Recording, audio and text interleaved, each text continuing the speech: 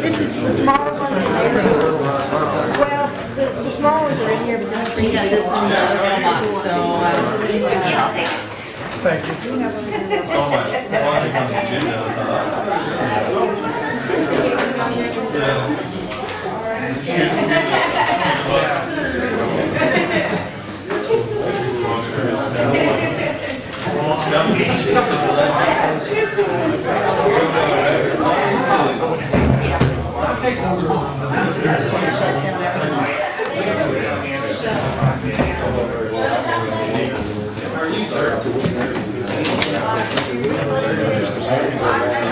Oh, well, I said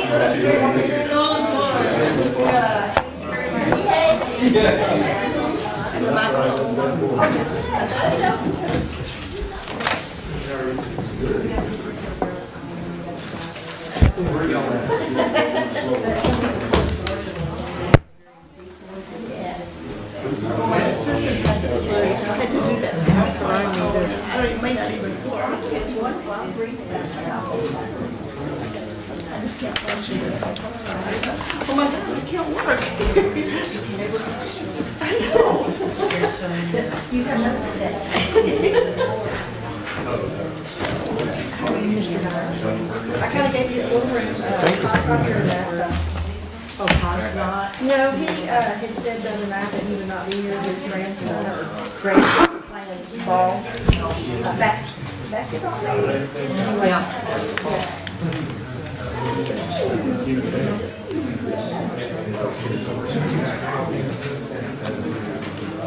Cool little places.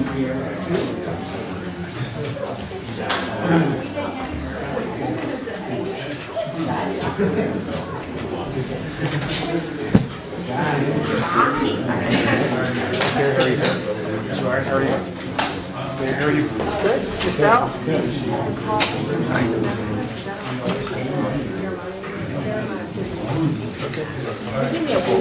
Yes. Yeah. And so he made him his wife, just in case.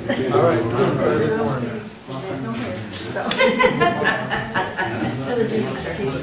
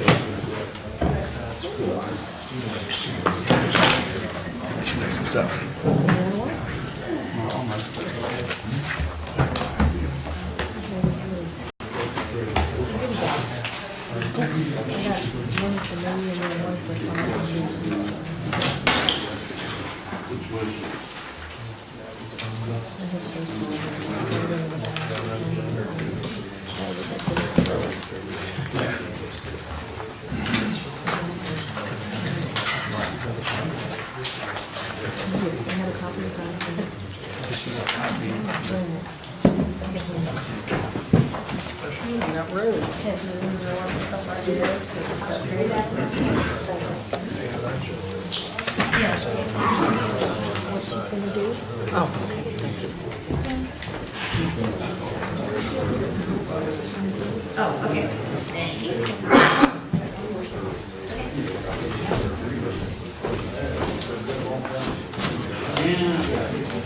you. Oh,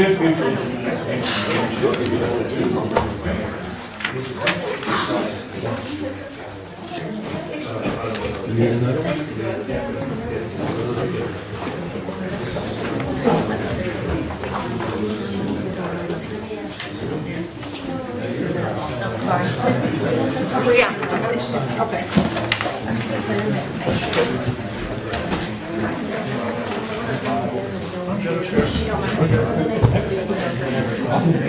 I can always know.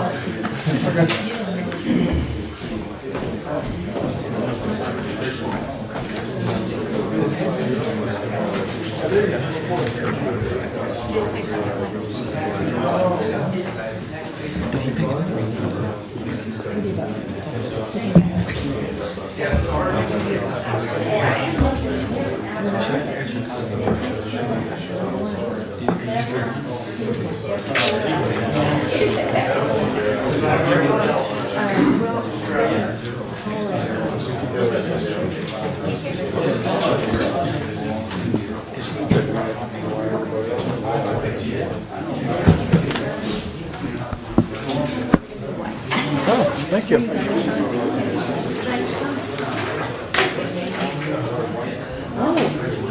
Oh, well. Yeah. See, that hurt better. See, I got it. Good one. We have shade and break up the vortex. Fully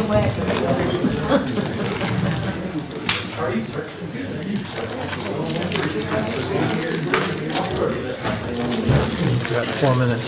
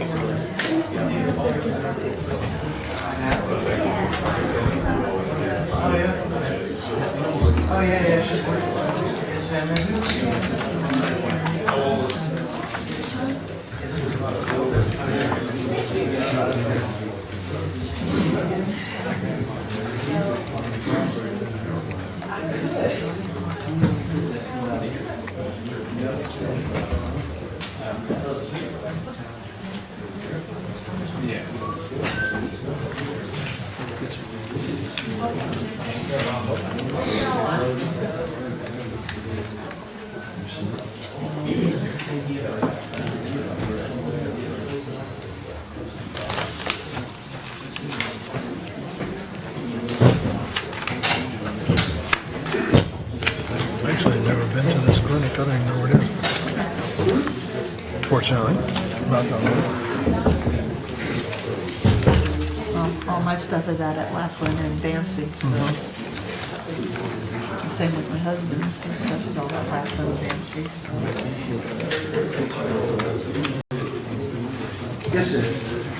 Sounds familiar.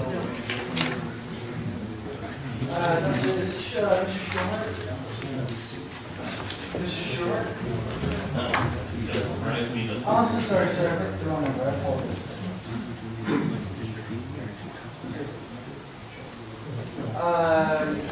You can be sure.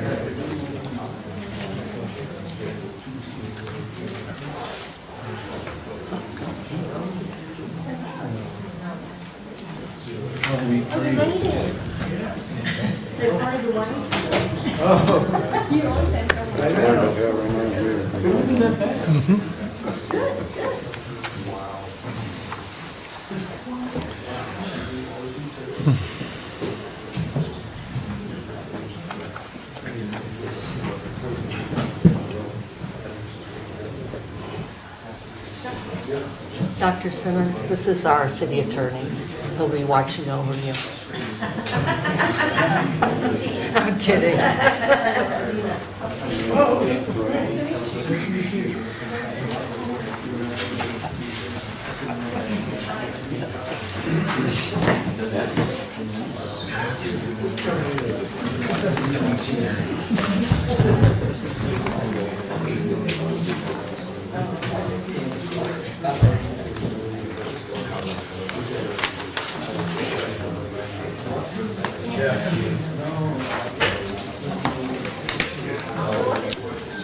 That's an invoice.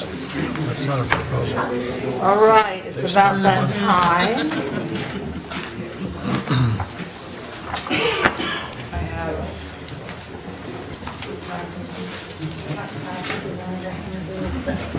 All right. Let the record show that the City Council of the City of Castroville is calling the regular call meeting at 6 o'clock in council chambers.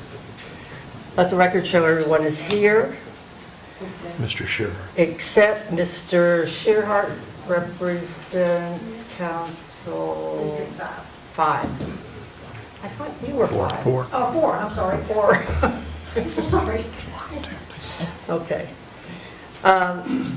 We're going to do the invocation, Pledge of Allegiance. So would you stand for the Pledge of Allegiance and the invocation by Pastor Jeremiah Sibley of the Jesus Church? I pledge allegiance to the flag of the United States of America and to the republic for which it stands, one nation, under God, indivisible, with liberty and justice for all. Honor the Texas flag. I pledge allegiance to thee, Texas, one state, under God, one and indivisible. Pastor Sibley. Let's pray. Father, we ask your favor, God, and your guidance in everything we do. We praise you today for the breath that's in our bodies. We thank you, God, for this town, the leaders that are represented here. We ask, God, you would open the right doors for the city, close the wrong ones. We ask, God, that you would guide us and order our steps, God, in the way that you would have us to go. Ultimately, God, we want to do your will. We want to do your purpose. And, Lord, fulfill our purpose in life. We ask these things in Jesus' name we pray. Amen. Amen. Thank you, Pastor. All right, time for citizens' comments. If anyone would like to make comments, please come to the podium, state your name, and your address, and your comment. Any comments? None? Chief, are you going to comment? Is that where you're getting at?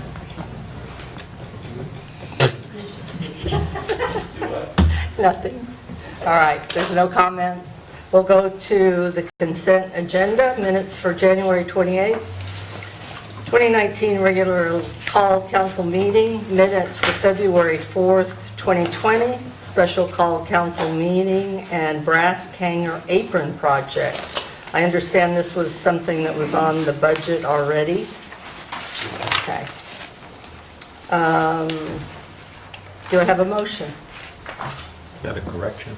A correction? Yes, sir. On the January 28th minutes, where you talk about the contract, you have CIP instead of CPI. I think if you would, I'm looking for the page.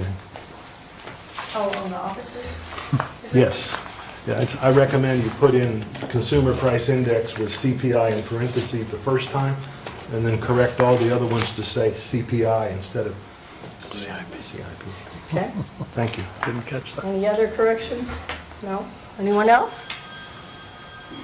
All right, do I have a motion? Move that we accept the consent agenda. Have a second? I second. All in favor? Aye. All opposed? The consent agenda has passed. Now, a good thing. We're going to swear in Reserve Officer David Rodriguez. Would you come to the podium, please?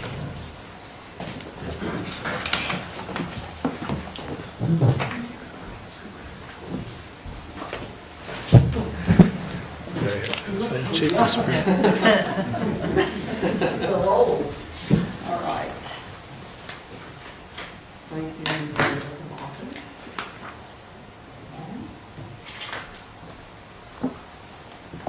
Raise your right hand. I, David Rodriguez, I, David Rodriguez, do solemnly swear do solemnly swear that I will faithfully execute that I will faithfully execute the duties of a reserve police officer the duties of a reserve police officer for the city of Castroville for the city of Castroville of the state of Texas, of the state of Texas, and will, and will, to the best of my ability, to the best of my ability, preserve, preserve, protect, protect, and defend and defend the Constitution and laws of the United States the Constitution and laws of the United States and of this state, and of this state. so help me God. So help me God.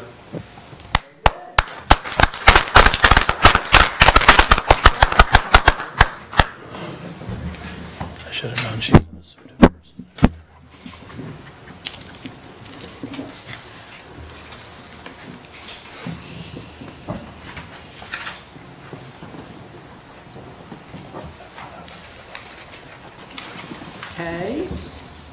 You're gonna have to take advantage. All right, now it's the statement of appointed officer. You can raise your right hand.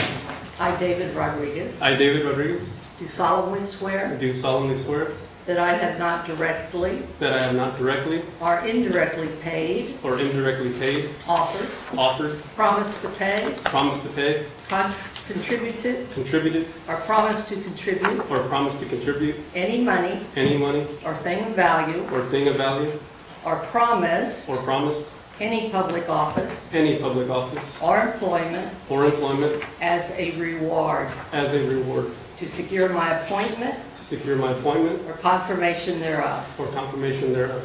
So help me God. So help me God. And again.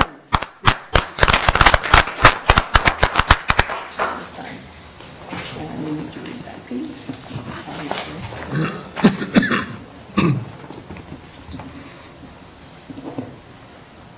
All right. And handshake this. Appreciate it. Congratulations. Thank you very much. Thank you all. Appreciate it. Welcome aboard. Hi. Nice to meet you.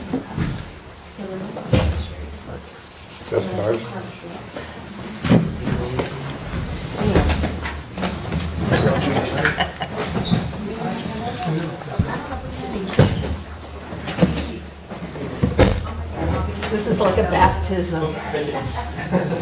This is a welcome honor.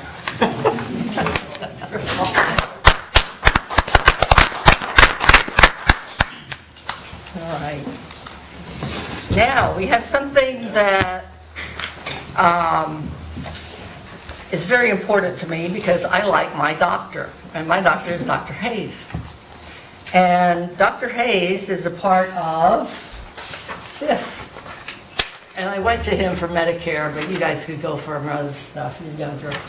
But we have Dr. Simmons, who is the operating officer of the hospital district.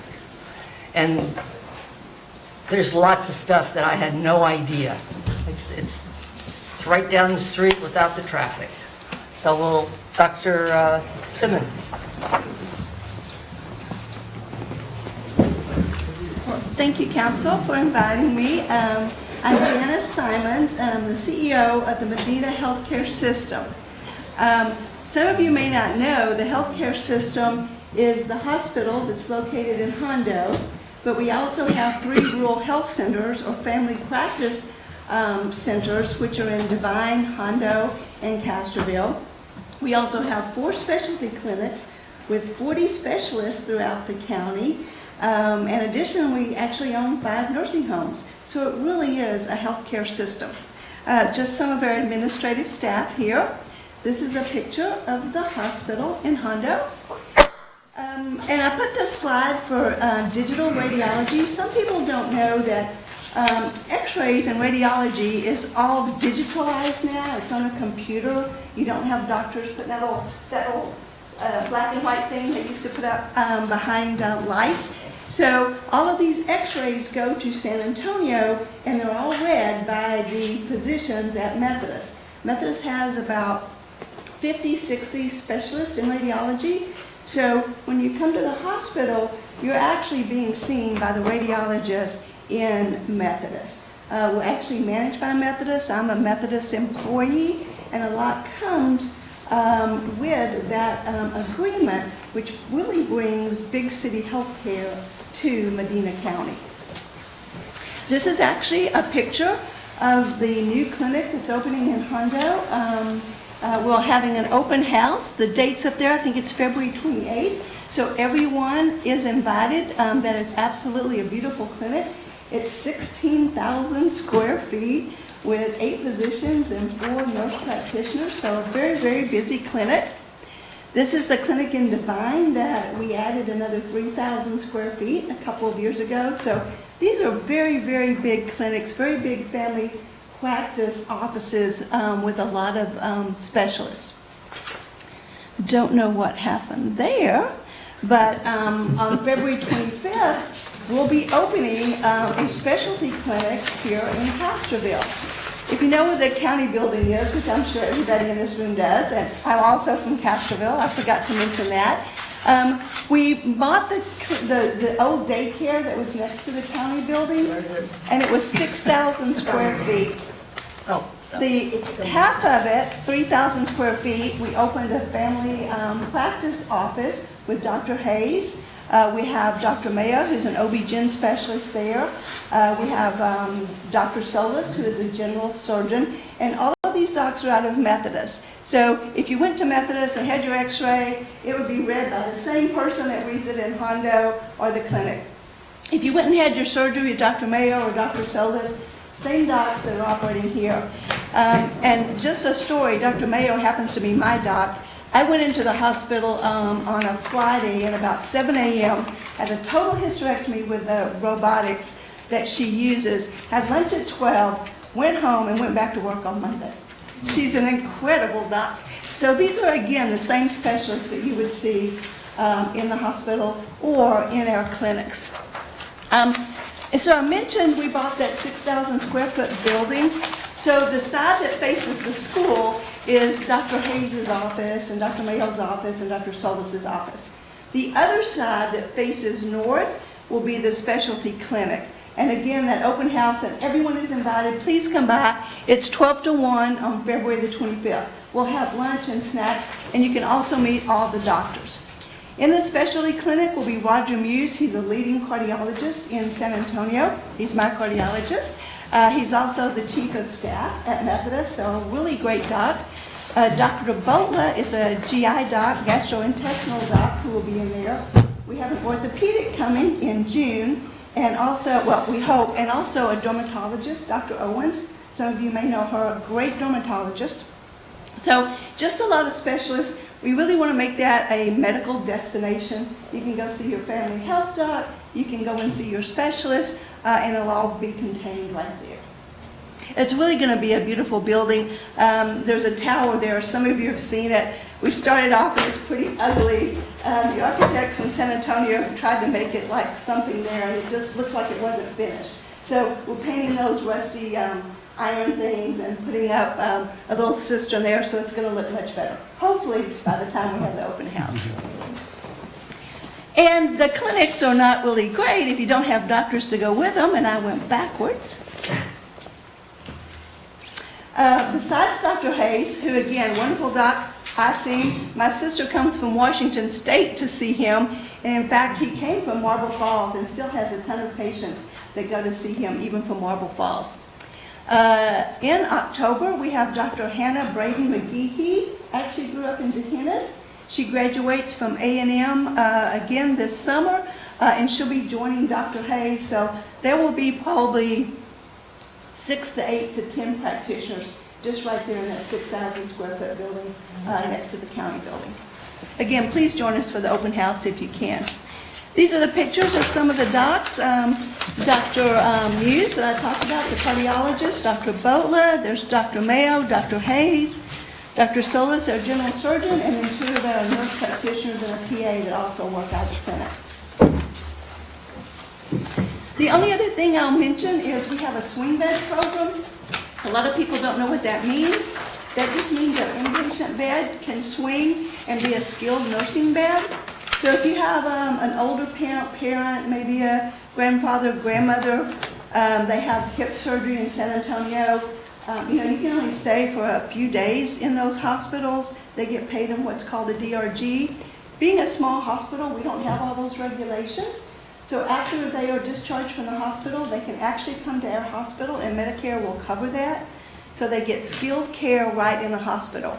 We have 6 or 7 PTs and PT assistants. They can come up and walk your parents or grandparents in the room. They can stay there for 10, 20 days. So a lot of people don't know that we have that swing bed option either. So I just wanted to share some of the activities going on in the hospital and let everybody know. Please come if you want to take any tours. We've taken the Economic Development Council before. As Phyllis said, a lot of people have no idea. Again, 40 3 specialists. We have an ophthalmologist, we have a neurologist, orthopedic surgeon, an ENT, probably any ology that you need, we have right here in this county, and you don't have to drive in that traffic. I came from San Antonio and I used to not mind it, but now I can't stand it if I have to go. So I appreciate you listening and giving me a few minutes, and I'll be happy to answer any questions that you guys want to have. I have one quick question. I've spread the word because I was so impressed. I went and had my thyroid and all kinds of stuff done there. But if a citizen were to have a medical emergency, heart attack or something, would they have to request to go to Hondo rather than San Antonio? Ambulances are required to take you to the nearest hospital unless you request it. They can, if you request it, they have to take you anywhere that you want to go. Okay. And I understand there's a robot or something for heart attacks? Dr. Mayo and Dr. Solis do robotic surgery. They do them at Methodist. We do have telemedicine, which is kind of a robot that hooks you up. And we have neurosurgeons and neurologists in San Antonio. So for example, if you have a stroke, time is precious. You only have a few minutes to get that clot-busting drug. So we hook you up to the robot right there in the emergency room. It immediately hooks up to those docs. They diagnose you along with their emergency department doc, and we can give you that drug right there. Excellent opportunity, guys, and no traffic. We also have VEA in our emergency department. That's Victoria Emergency Physicians. They're a great group. They're at Christus Santa Rosa. So again, it's kind of the same docs. A lot of people don't know. They'll say, I want to go see a doctor in San Antonio, and they go see Dr. Muse. He's out here. You could have seen him here. So I don't think we've done the greatest job of getting the word out. Any other questions, anybody? Got a question. Now that we're ramping up the clinic here, in the event of a disaster or anything, would it be smart of us to have a memorandum of understanding with the clinic here, or will one with the whole system cover us to tap into any of the providers, mental health backup in the event of some of the things that our first responders might see and experience, or even our employees might see or experience during a disaster? And I'm interrupting, but Deborah Howe's already kind of discussed that. We were discussing with like TML injuries, stuff like that. I believe they offer workers' comp, and we're checking into seeing it. That's not what I'm asking Well, about. that's one of them, but with employees. I'm not asking. No, I'm just adding with employees because it is close. And that's a great question. And we have disaster drills with the county, disaster drills with the state. We do tabletop drills. And so we're very prepared for that. But a memorandum just makes it easier. So I'll work on that. I'm retired Air Force medic, that's why I asked. Excellent question. Anyone else? Thank you so much. I could talk all night and we love to do this. So please give me a call and we'll come get a tour, and please come to the open house. Thank you.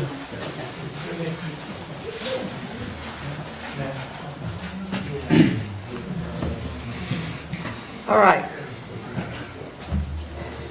Again, thank you, and I can't, it's wonderful, the hospital is wonderful.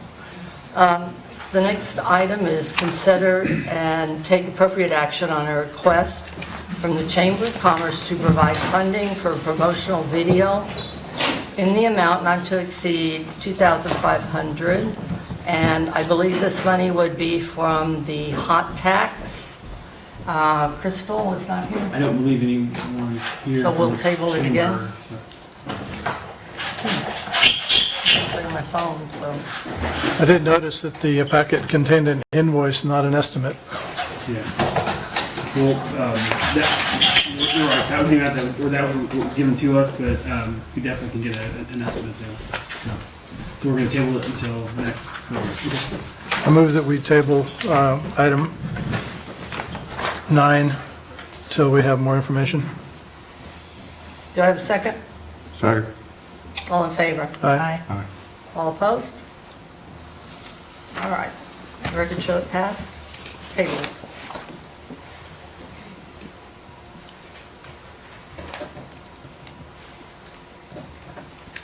Taking notes.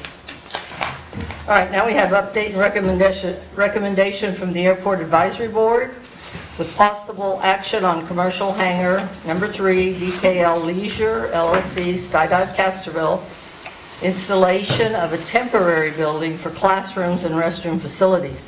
And we talked about this, but this is the third reiteration, maybe. Yes, ma'am, I'm only going to keep you here for about 2 hours tonight, so we should. Okay, David, this is David.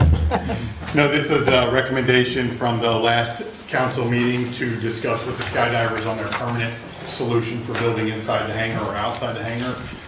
Working with the Airport Advisory Board last Monday, I think we've come to a solution that will work and one presented today.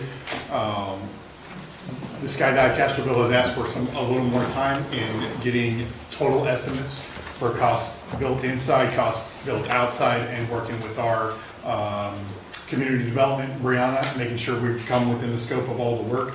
So the recommendation has been to go ahead with a portable or temporary facilities room, be it and classrooms and bathrooms, to be for a period of 24 months was the recommendation, with additional 1-year extensions on the backside until the construction is complete. And we expect to touch base on that by the next meeting in February or the first one in March with the finalized permanent structure. And thank you, David, so much for working with Brianna, because I do know we have an ordinance on portable buildings, so this would be in the design and everything else. All right, any discussion? Questions? Do we have an airport? Oh, I'm sorry, go ahead. I'd just like to get a little clarification on one thing. I'm very pleased with this. I think you've done a good job, and I support what you're doing. My only question is, when we talked about this at the last meeting, we were talking about not only in the context of this one building, but in the larger context of changing the way that we calculate the rent. Now, it's not on the agenda, so we can't talk about it tonight, but I'd like you to come back, if we could arrange it, to give us a more in-depth briefing on how you're going to approach setting the rent rates every year, taking this into consideration, because it sounds like you've got a good system. I'd just like to know more about it. I think I understand what you're asking, so I'll get that brief going. If that's all right with you. I think that issue has already been put to bed. I think that's kind of a dead issue right now. And one of the things that I don't think David pointed out, that the idea of this portable building, it's going to be where they have the opportunity, if they want to put it inside, if they think they've got room to get all their airplanes and fit this building inside, it'll go that way. And the other would be outside, where there's already, if I'm not wrong, there's already hookups where it'd be an easier set for them. Yes, sir, it'll be easier transition, and that spot you're mentioning now could possibly be the exterior permanent solution, so it would be a smooth transition. And also, if I work with Brianna and allow them to put it inside, ease of use, access, everything like that, and allows the construction on the outside to be completed with no interference in business operations. Any more questions? Yeah, how large a structure are we talking about, portable building? It's probably going to be a 10 by 20 or a 10 by 40, a regular, I don't want to say a construction style one, more aesthetically pleasing, but self-contained bathroom, self-contained air-conditioned classroom, thing like that. Perfect, thank you. Yes, sir. Anyone else? Anybody in the audience with this portable building? All right. So we are going to, where's my agenda? Update with possible action. Do I have a motion?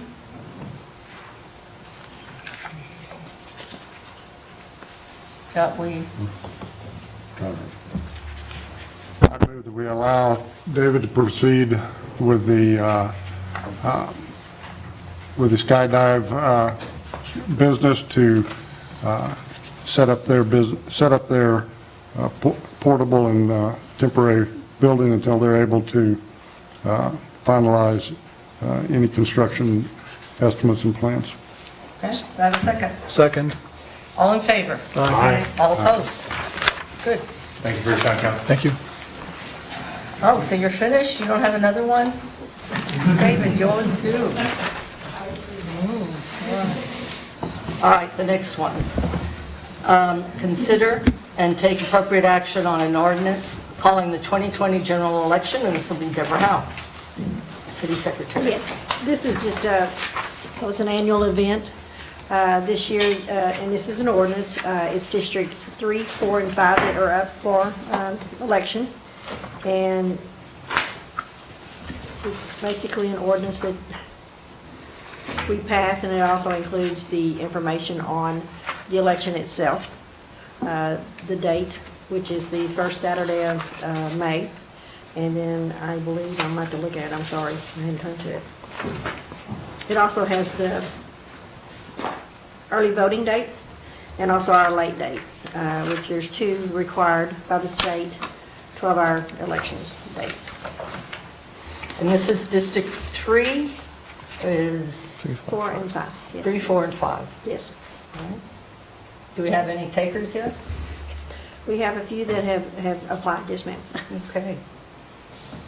All right, so Oh, I'm sorry. recommendation. And they also have until Friday at 5 o'clock to submit their applications. All right. And these applications are also online? Yes, the whole packet is online. Great. All right, so discussion and action. Any discussion? Action? I move that we approve the ordinance to schedule the 2020 general election All in favor? as presented. Second. Wait, Oh. she had an update? Hold on. Sorry. No, I was just going to say I need a second on Oh, it. I'll second. Second? thank you. Councilman Byers? Yes. All in favor? Aye. Aye. All opposed? Thank you. Record show it passed. Now it's Deborah again, contract for election services. Yes, ma'am. This is the contract that we have each year with the county. They provide the voting machines, election workers. We have the polling place here in City Hall, here in this room. This is a pretty close estimate with the, it's showing $10,758.55. We have in the budget $9,000. I do have money in the budget also for advertisement and such. This may come in under this amount. He went a little high on it as far as the overtime for the workers and such. It may not be as much as this. But we do have, I've asked Leroy, due to the fact that it is a little bit over than what I budgeted, and we do have it to where we can offset it, if it comes in to this. Why would they have overtime? Because of our 12-hour days that we have to have. Oh, Yes, ma'am. There's, the election day is 12 hours, 7 to 7, and then the 2 early voting days. Part of it is to, in this, is the employees over at the county, because they have to be in the office the whole time in case there's any, questions. wow. How do you get these jobs? Well, they probably need some. Judge, You get a good 14 worker, it's hard to find. $14 Yes. an hour, Yes. 13, it's pretty good. It's seasonal, yes. All right. Sir? Census takers are making more. Yeah. Oh, they are? Yeah. Census, more. This is the same amount as far as the hourly as I did last year. They may go up next year after the census, but. Not bad. Okay, so on this one, we are going to discuss and act. Any discussion? Action? I move we approve the contract as written. Okay. Second. Second. Mr. Carey seconded. All in favor? Aye. All opposed? Thank y'all. Now we have our Alsatian Oaks engineer president and his associate worker, Mr. Spillman. Thank you, Mayor, Council. Mr. Vidalis had asked us to give an update on Phase 1 of the Alsatian Oaks. Daryl Spillman from my office is also here with me tonight. My name's Russell Persine. I represent our firm Respect. Just to kind of recap, and then I'll kind of update you on where we're at progress-wise. But If you remember going back, we had a couple of town meetings, or council had engaged, I guess, legal counsel to help with this development agreement, which was authorized September of last year. Prior to that, we had 2 town hall meetings. And just for reference, if you remember in the town hall meetings, we kind of talked high level with how we thought the utilities were going to play out. And as we progress into phase 1, I think we've been pretty consistent with what we told the public at those 2 town hall meetings. And so things have, I think, progressed very well. So once council executed the agreement, you had a 6-month time frame to relay to the developer what the infrastructure needs were for the city to extend services in order to support phase 1 of the development. If you remember, it's broken up into phase 1 and phase 2. So kind of the initial call was to try to deliver what's minimally needed to satisfy phase 1. And so we were working, we supplied a report to the developer within a couple of months, so we're ahead of schedule from your perspective of what your timelines were in the agreement. That was delivered to the developer. Their engineer reviewed that. We had, I think, at least 1 or 2 correspondents back, just clarifications on basically assumptions and how we calculate things. And, you know, they're trying to understand what we were thinking, and we're trying to understand what they're thinking. We've gone through that. We've had a couple of meetings. We're basically to agreement, I think, on what the move forward strategy is and really the next steps. And so that move forward strategy is really an upgrade to the Medina Valley System well that is out by Castroville State Bank on Victory Lane between them and the John Deere dealership. Currently that well produces at about 400 gallons per minute. According to the well log, it has a capacity of about 2,200 gallons per minute when it was drilled in 1995. So the concept is that we would upgrade the pumping capacity of that well. We would add additional storage. Right now we're recommending about 300,000 gallons. We're still working on, we still got to get final survey of that particular site, but that's what we're going to try to squeeze in there from the storage perspective.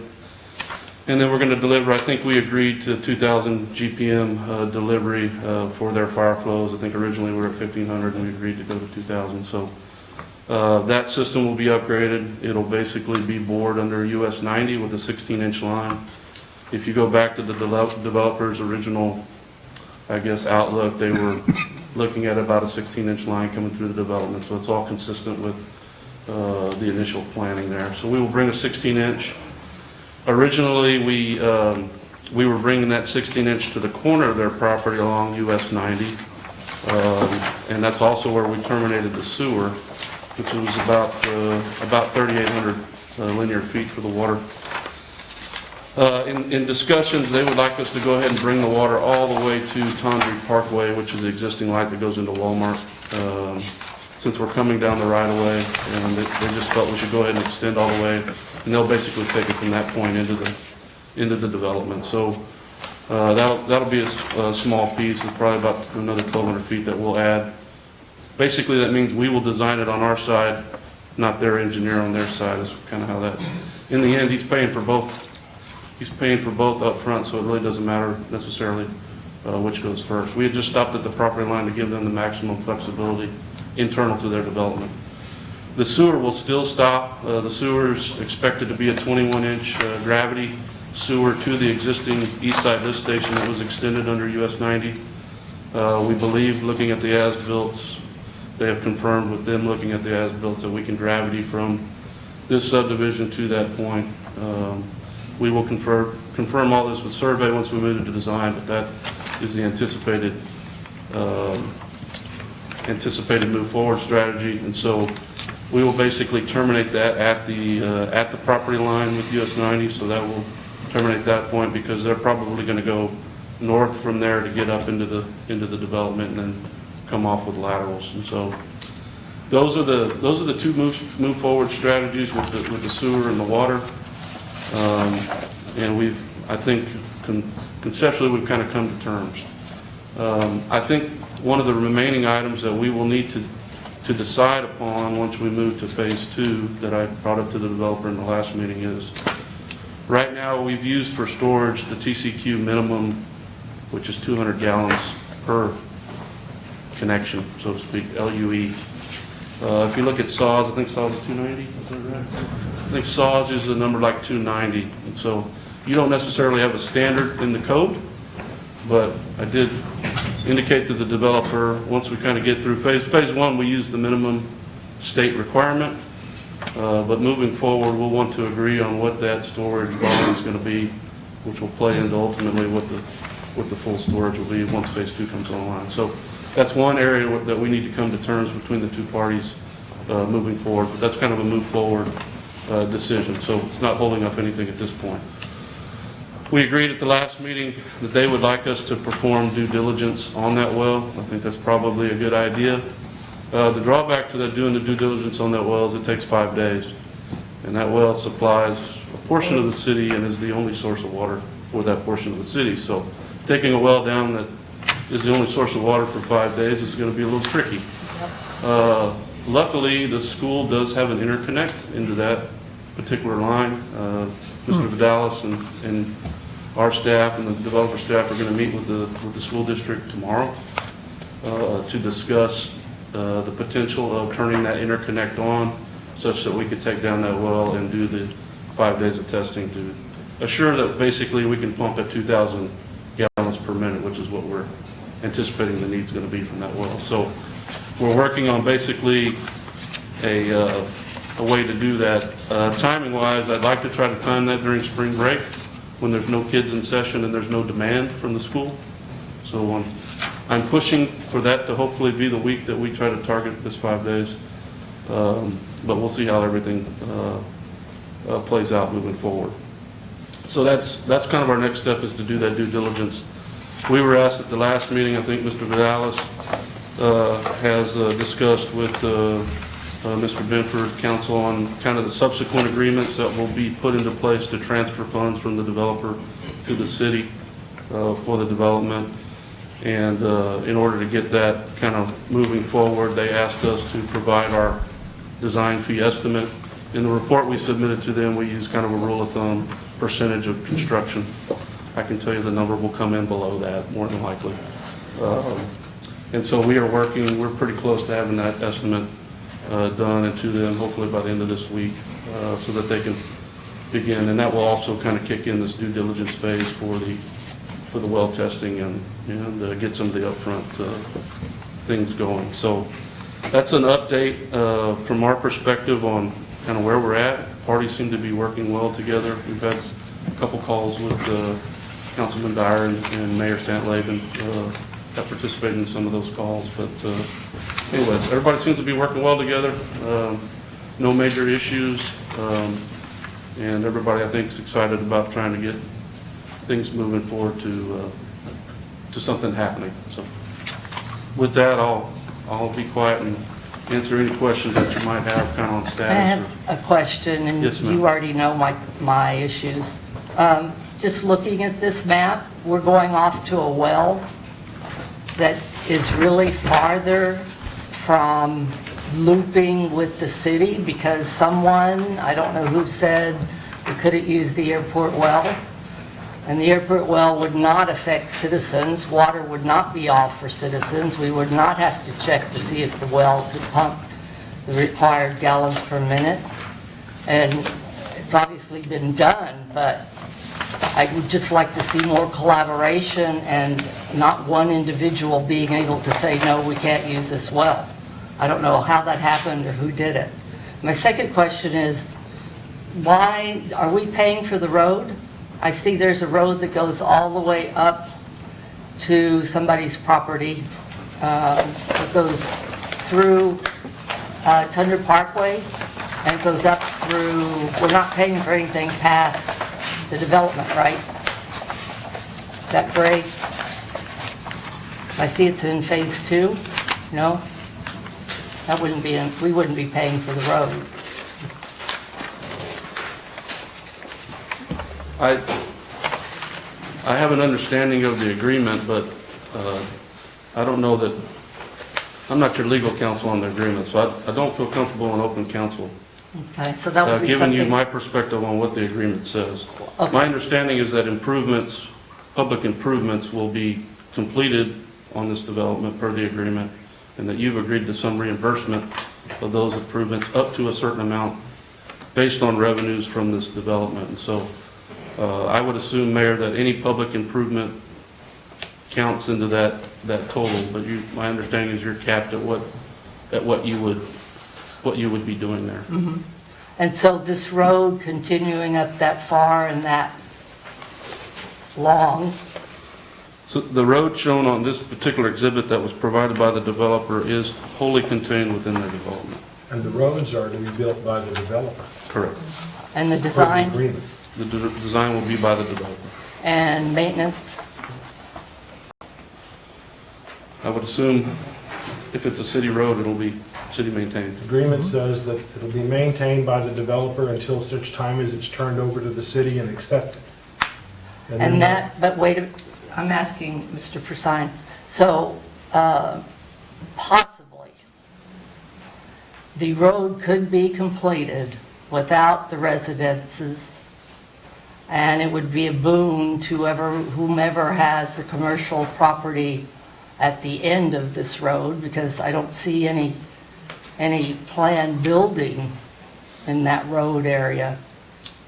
Well, in this exhibit, Mayor, we're only showing the planned build for Phase 1. There is planned build of all residential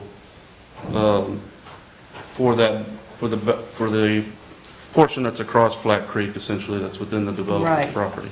So all that would be residential property. But we don't want to maintain that road until we have residents. It's not a road to connect anybody. It's a road that will connect someone, but why can't we wait for that? Your Honor, I apologize, but that's not on it's on the agenda is Phase 1 water and sewer infrastructure. I'm sorry? On the agenda is Phase 1 water and sewer. Oh, okay. Why did you put the road on here? Oh, okay. So we don't know if the well will pump the required, at the required capacity, and we will have to tell customers that their water might be affected? Yes, we'll have to outreach. Of course, we're trying to have a mitigating plan in order to do that, but there'll have to be some agreement with the school district to do that. But the reason that interconnect is in play is so that the school district and this particular water system are protected in the event of an emergency, so. Just looks to me like we put a heck of a lot of extra pipe in there because we didn't use the airport well and instead used that other one. I believe at any well that we would have chosen, we would have done due diligence on that well. Yeah. For example, the airport well was drilled for irrigation, whereas the water system well that we're using was drilled as a public water supply well. So we would have to do due diligence in order to make sure that well has been completed to TCEQ standards. And so we would have to do the same due diligence on either well, in my opinion. We also asked the developer, just from your perspective, to consider doing due diligence on the well that's on the corner of the property there in front of the Walmart. Oh, So we can nice. understand whether or not that well, that's not an immediate thing, but we did make that request of them, just so we can understand, is it an asset, number one, or is it a liability? And, how will we handle that moving forward? As a comparison, I believe the well log on that, which is an irrigation well as well, so I'm not optimistic it was completed for a water supply well, but it was rated at about 700 GPM, so much less than the airport or the Medina Valley well. Just a comment again on the airport well. The airport well is irrigation only because that way the airport can use a farmer and get revenue. If the land were not farmed, it would revert to municipal, I understand. You can't comment, never mind. Yeah, Okay. All right, any more questions? Yes, Mr. Dyer? The 2,000 gallon per minute capacity that we're anticipating on that well, how many phases will that meet? Because I know it won't meet the whole development over there. I know that there was talk of them building a new facility on the north side of the highway sooner or later. The pumping capacity, I think we're good for this particular development with the full build out of this well, if we can get the 2,000. roughly TCQ standards 0.6 GPM per connection. If you Okay. want Okay. to do the math, that's So kind that'll of. take us a number of years into the future Yeah, then. so, Okay. so that, I think the pumping capacity will be good. Now, long-term, as the east side develops, you're going to need the capacity that the airport well provides at some point, and you will probably need capacity from a third well at some point. So as you look long-term, those are the things you're going to have to consider as a council. But for this particular development, Mr. Carey, we believe if that pumping capacity is accurate via the well log that we have, we should be adequate for the full build-out. And that 16-inch pipe that they're anticipating or requesting to come all the way down to the Walmart line, that would actually allow us to more easily loop that into the system to the west, into River Bluff, to Country Village. Yeah, correct. So just for your perspective, the way we analyze this portion of the city is that we basically did not recognize the two 8-inch lines under the river. And so Right. when we did the analysis for the system at this point, we've assumed that the east side is a standalone system at this Okay, point. so this And supplements so that there's system. roughly 400 connections in Country Village, and so we've tried to add in a little conservatism, and thinking long-term, the city's going to operate with basically two interconnected systems on either side of the river, if you think long-term, and so. Eventually, I suspect that the east side is going to be a bigger system sooner or later, so. Correct. The thing to work out is there probably will be some additional storage capacity beyond Phase 1 that is in the report, and Okay.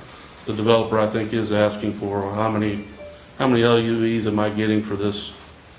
And then if all those get set aside and you have another development come, how are you going to handle that? That's something that'll have to be worked through. That's as we move crystal forward. ball It's a work. good problem to have, Yeah, probably. yeah. Okay, thank you. Anyone else? Yes. In the development agreement, it clearly says in Phase 2 that assessment will take place, and the development agreement provides for a new well and a new storage tank if needed. I don't want to leave people with the impression that we're hanging out. We're not. The agreement clearly says that if it becomes apparent in Phase 2, then we will ask the developer to put a well in and put a storage tank in to meet the requirement. So it's not a risk to the city. Correct. That was the first point. I have some questions, though, on what you had said earlier. sir. You said the survey that you're going to do of the well, the existing well by the bank. Is that in Phase 1 that's to be done? Yes, so we need to survey the property to make sure we have enough space. That's one survey. The other is we're going to do basically some well testing Okay. of the well. We're going to camera it, we're going to bring in another pump, we're going to pump it down, see how it recovers. So that has All to that be will done be by done- the 24th of March, right? Yeah, that'll all be done first. That's got to be the first thing, because we've got to assure we've got the pumping capacity and that we have the ability to have the storage Okay. for Phase 1. So. Just a remark to Councilman Dyers. Who's going to make this determination if we need a new well and new storage tank? Well, that would, according to the agreement, it's a requirement of the city and the developer to reach the decision jointly. It would be based on the engineering recommendation, and I guess the council would have an opportunity to follow up on Well, whatever I'd the really agreement. like transparency on it again, because I don't feel like there was total transparency on this airport well in the first phase. So I just want to be sure that from now on, everything is transparent and council is aware. Oh, I think, I agree with you. It's clear in there that the council has to be the decider. Okay. And I'd like to go back and touch on your point about the airport well. Okay. I'm in agreement with the mayor. I don't understand why, in the beginning, the airport well got ruled out. It's not something we can discuss tonight. But I have a question. Is there any reason in Phase 1, is there a reason that precludes the airport well to have a pipe run across 471 and over to the existing loop that comes out of the Medina Valley well to connect into that. Is there any prohibition against that, other than the fact that we're now arguing about the agriculture versus municipal water? And that would help us. Number one, can that be done? Yes, technically that can be done. And at some point, you probably will have to do that. I think the drawbacks to that particular well at this point are, one, I'm not arguing over the use of the water. That's a water rights thing. That's between you and EAA and what you want to do with your water rights. I'm arguing that the well was drilled to be an agricultural well. Now, it serves the airport as a public water system that is registered with the state of Texas. I do not see necessarily any due diligence that would prove to me that that well is completed to a standard of a public water supply well. And so I would need that confirmation as an engineer before I would recommend, number one, that that well be used. And I'm so sure we could come up. if the city is interested in the future of that well, I would make that recommendation tonight, that you look at doing the due diligence of that well at some point. The second piece is you really have limited storage and limited pumping capacity. You're actually kind of wiring off that well to go to the irrigator and come to the small water system that's pretty well pieced together to go to the airport. So it's a pretty small system. So you'd have to define an area. You'd have to set up all new wells, and not wells, all new storage. And Well, we're going to have to do that anyway. so you'd have to do all that stuff there as well. And that was so- discussed in Phase one? the beginning of Yeah. the development agreement, and you pointed that out, and those reasons were all understood as we could do that later. Yeah. It's not something that we're prohibited from doing. Correct. Yeah. And I've mentioned to John, we actually may want to move the current storage tank and the current hydropneumatic tank from the Medina Valley site to the airport well. You may want to repurpose it there in the short term. So those could be options that are on the table for the city. The last thing I'll just say is that you can agree with me or disagree with me, but I expect your need is greatest along the 90 corridor for utilities. And to go to the airport well and to this location, you're missing, I don't know what the linear footage is. It'll be pretty close probably by the time you zigzag. You've still got to bore under the highways. You still got all of those things in place that you got to do. In this case, you're bringing a 16-inch line all the way down your CCN along US 90. And so your ability to serve future properties, now you're going to need additional capacity and pumping and all that to do that.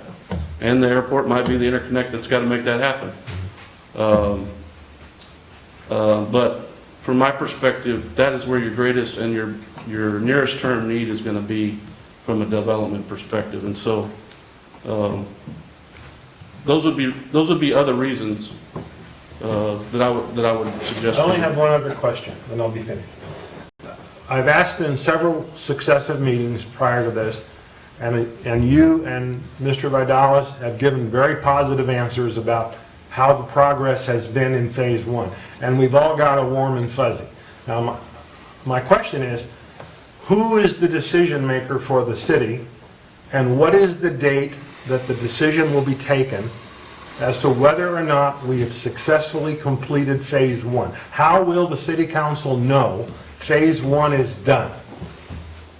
I guess that question's for We'll you. definitely come back and present it to council, and I don't know, just do action for y'all to approve it or give me the authority to approve it. So we have to vote on it, right? Yes, sir. When you get to the point where everybody's ready to exchange documents, we're going to see the final, ready, this is it. I just have one. I mean, it's fair. I hate to put you, I'm not blaming you or denigrating or anything, but when we started this was a looping for the city that we have been talking about for years. And when I saw this agreement and we talked about it, I was thrilled because, in my view, we were going to get our looping, our redundancy. But now we're talking about serving our certificate of necessity, whatever, on 90. we know we're getting, I'd say we're 99% sure we're gonna have development on the east side. Now, 90, possibly if we annex, but that's like throwing dice. And I just hate to see city money spent on an area that is not, we don't have any, plans. I mean, we're gambling. How much is that gonna cost us in more? How much more will it cost us serving that area rather than just isolating it to our original idea, which was redundancy and looping for the city? Well, I guess I would argue that we are creating redundancy. We are looping the system. But you're extra looping the system. What I was gonna try to say is that we are talking to other developers on that But we side- want on them that to side. buy in and fix this, not us. Well, they're going to buy it. Okay, We're well, just- that makes a big difference then. They're gonna If pay they're, their share. if we know that we have developers, they're gonna come in and, So to give Do you, that. give you historical perspective, you have a board line under US 90 that was put in for the corner store and for the Security State Bank. That line is not a 16-inch line. That line, if you want it to be a 16-inch line, has to be rebored under US 90. Okay, so if there had been some, maybe thinking ahead there, I'm just saying, at least that casing could have been done in a way that we'd have been able to potentially use that as an interconnect. And if that came across as 16, to me, maybe the airport well is in more play than it is in my mind at this moment. Now, I could tell you that the due diligence on this Medina Valley well comes back and it's not good, and we got to go to the airport well. So I don't want necessarily to think anything's ruled out. I want to reiterate, and we've told you this from the beginning, you're going to need the 2 wells that you have and probably a 3rd well minimally to serve this side of town at full build out. And so you're going to need all the assets that you have. It's just when you're going to put which one in play. And so we've made a decision to put this particular one in play. You have users on this particular system where fire flow is I know, probably not adequate, honestly. right. And We're in the city, we don't and have so fire this upgrade to that facility, this interconnect provides that assurance for I just- delivery of water to those. I'll let you guys talk. I have one more thing, because I signed this agreement. We made a grant. It's a 360, 380, what's it called? 3-year agreement. And that means that we're going to pay this back with sales tax. And if we're building infrastructure for development that we don't know about, that's going to be residential, how, we're throwing away money. We're already, the sales tax payment, we're hoping that we're going to get a TERS agreement from Medina County and the hospital district, but that's not for sure. We need sales tax. And so hopefully, when you're doing this projection, if you're going out that way, it's for commercial development that we can annex for sales tax. But I don't know if they'll do the same deal that, So in phase 1, we are, there's a current 10 or 12-inch line along 90 that goes to the Chevy dealer currently. right, And so with this development, you're replacing that line with the 16-inch line all the way back to this developer. And you've agreed to some cap in the agreement of what you're going to pay in public infrastructure. And so at this point, you got to be reasonable. I can't say we're going to put in a 42-inch line. Number one, that creates issues, other issues having a line too big a size. But you want to try to maximize such that you don't have the situation that I just explained with the corner store, where you're coming back in subsequent years and replacing a line you just put in with a bigger line to try to serve. So I get that you can't do it all you want all the time, and so there's balance there, right? And you all get to make those decisions. But for this development, phase 1, we were scoped to tell you what you need to deliver there. We believe that these well upgrades, this 16-inch line, the 21-inch sewer, is what the developer needs in order to be able to complete phase 1. how much have we spent already?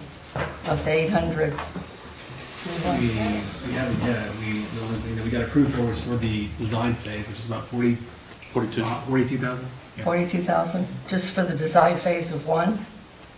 For the Phase water, one? yeah. But then the roads and all those would be other design? That's for the planning of phase one. Oh. Design will be, that's what we're putting together for the developer, for And then- the funds advancement. I'm just concerned that citizens are going to be burdened by, well, we can't talk about the road yet. Okay.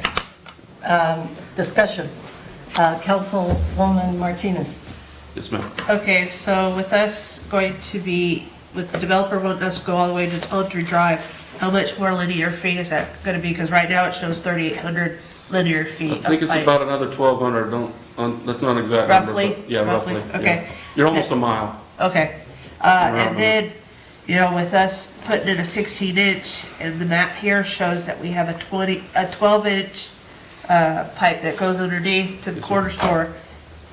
Any difficulty possibly tying in? Or is there gonna be without power there when they start trying to tie in and stuff like that? No, we'll try to do everything where everybody stays connected, you know. And the other is, corner store they actually have a lift station that comes under the highway.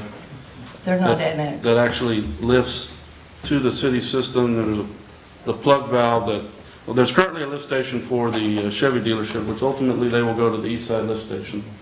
This will actually flow back to the east side lift station. So really that lift station that's in place will be abandoned in the short term. And then what we have to decide is how we're going to handle corner store. We're going to allow corner store to continue to pump to basically over to Country Village lift station is where it goes, or do we drop them into a manhole into this gravity system and go the other direction? So that's one piece of coordination on this line we'll have to figure out.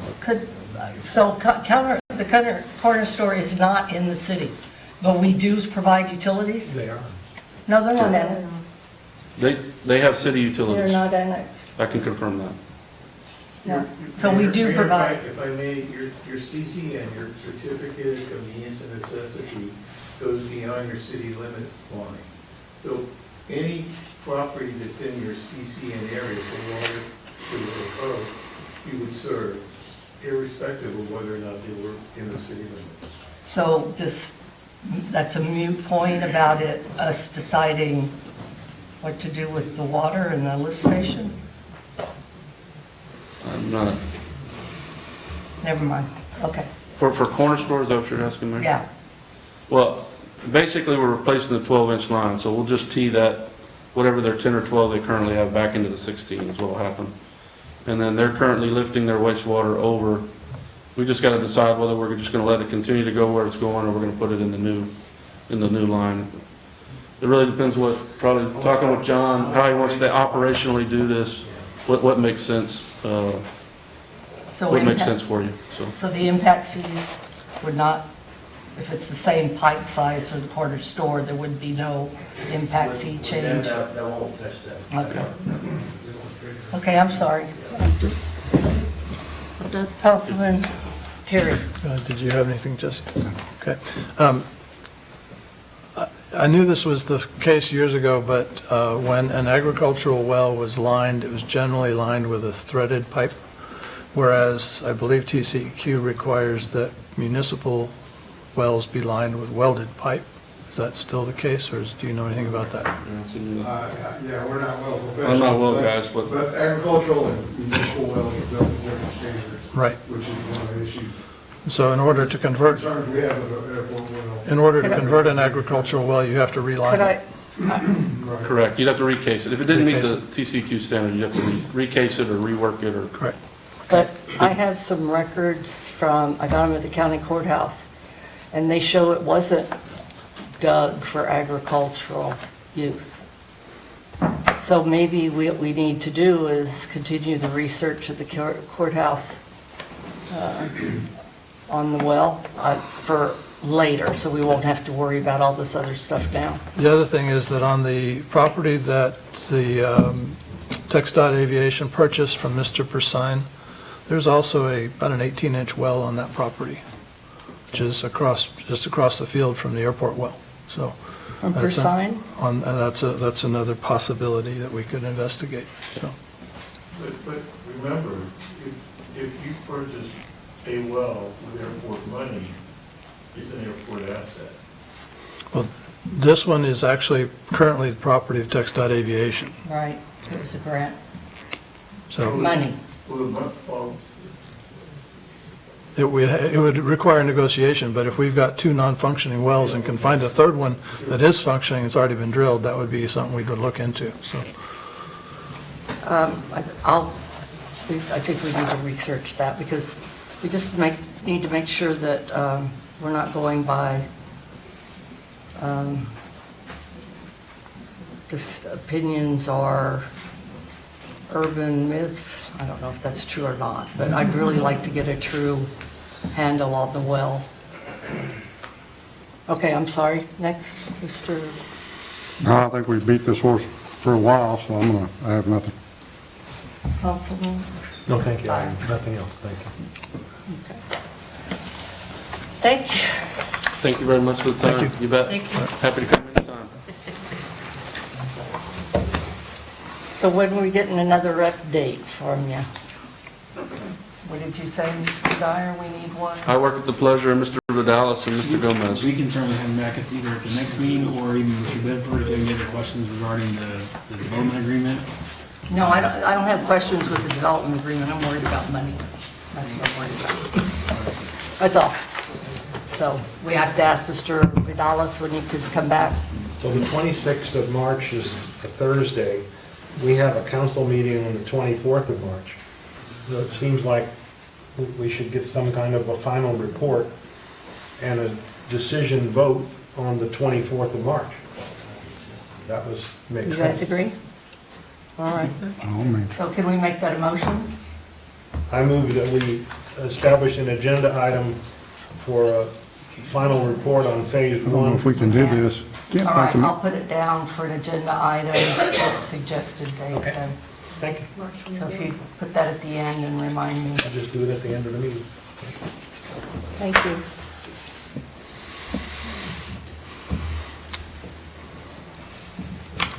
And so I'm going to, would you summarize phase one again? Phase one is, what did he say? It's the water and the wastewater, But the what design is it? phase. The pump? What did you say it was? Phase, You'll basically have to update the pump for the well. You have to increase storage. You'll have to increase your power requirements there, probably have to go to three-phase power at that location. You're going to need a new hydrodynamic tank, pressurize the system, new pumps to deliver the water, 16-inch line under US 90 all the way to development. And then on the sewer side, you need a 21-inch gravity main with manholes from the property line to the existing line. okay. That's a summary of what needs to be done to serve phase one. And would this money be from that 850,000? Yes. So all that's going to be paid with our, Well, up to the 800,000, and then after that, anything above the 800 will go to the developer ramp. so we're going to be paying for all that with our 850 that's already our city 800 loan. because the 42 is for the design phase for Russell. I know, but, But then- Construction-wise, you have about $822,000. so we're going to use our city loan for the Water Development Board, for the clean water line replacement, whatever left over, to build this infrastructure.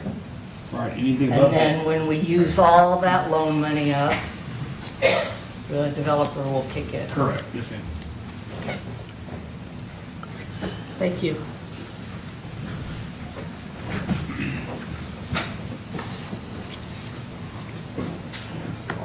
And Leroy, since this is water development, money is only for water, so we can't use it for the sewer. So that's going to be money out of the city coffers? You have to or- come back and figure out other ways to look for that funding, yes, ma'am. But it would be out from the city, not from the Yeah, because developer. the Water Development Board, those funds are designated for that, for a specific purpose, and we can't go outside that scope. If not, then definitely we'd have to come back. Any costs for phase one that exceed that 800,000 will be paid by the developer. Correct, yes, ma'am. Any of them, Any of them. anything that's Yes, over ma'am. that. Okay. And we're paid back by Eventually, yes. sales tax. Revenues, and yes, ma'am. Okay. I really would like more transparency and information on it. I think the council agrees, just so we know what's going on. This is a huge, huge thing. Huge. Okay, the next one.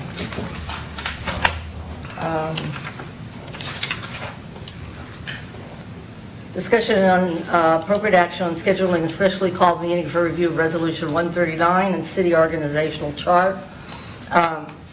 This is mine because the workshop, I think we needed much more research material, which I have, and my fault, I got there late. I'm not against establishing an office of city administrator. However, according to my research,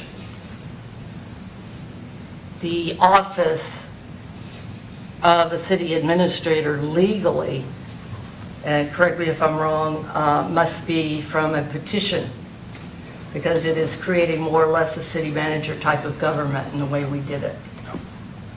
Your Honor, the city manager form of government, the general city, would, you have to have an election to do that. Right. But this city did not opt to do that. This city opted to do it. May I read something? Or I'll just show it to you later? You can read it. It's your meeting. All right. I have TML. I have Attorney General. I have Local Government Code.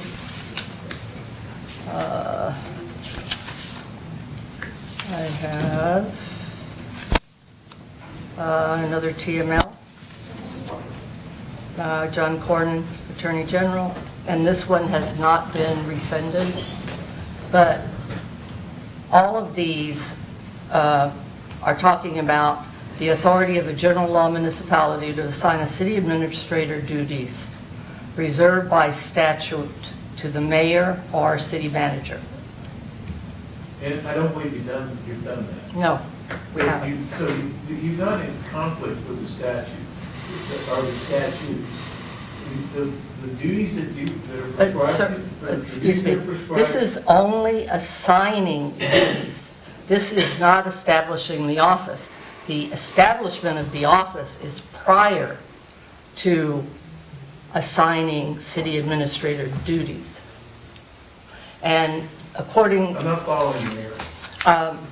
According to the first step, to assign, well, that's why, this exactly is why I would like another workshop to make sure that all of these things are understood by myself and by the city and the council, because this was done in 2005.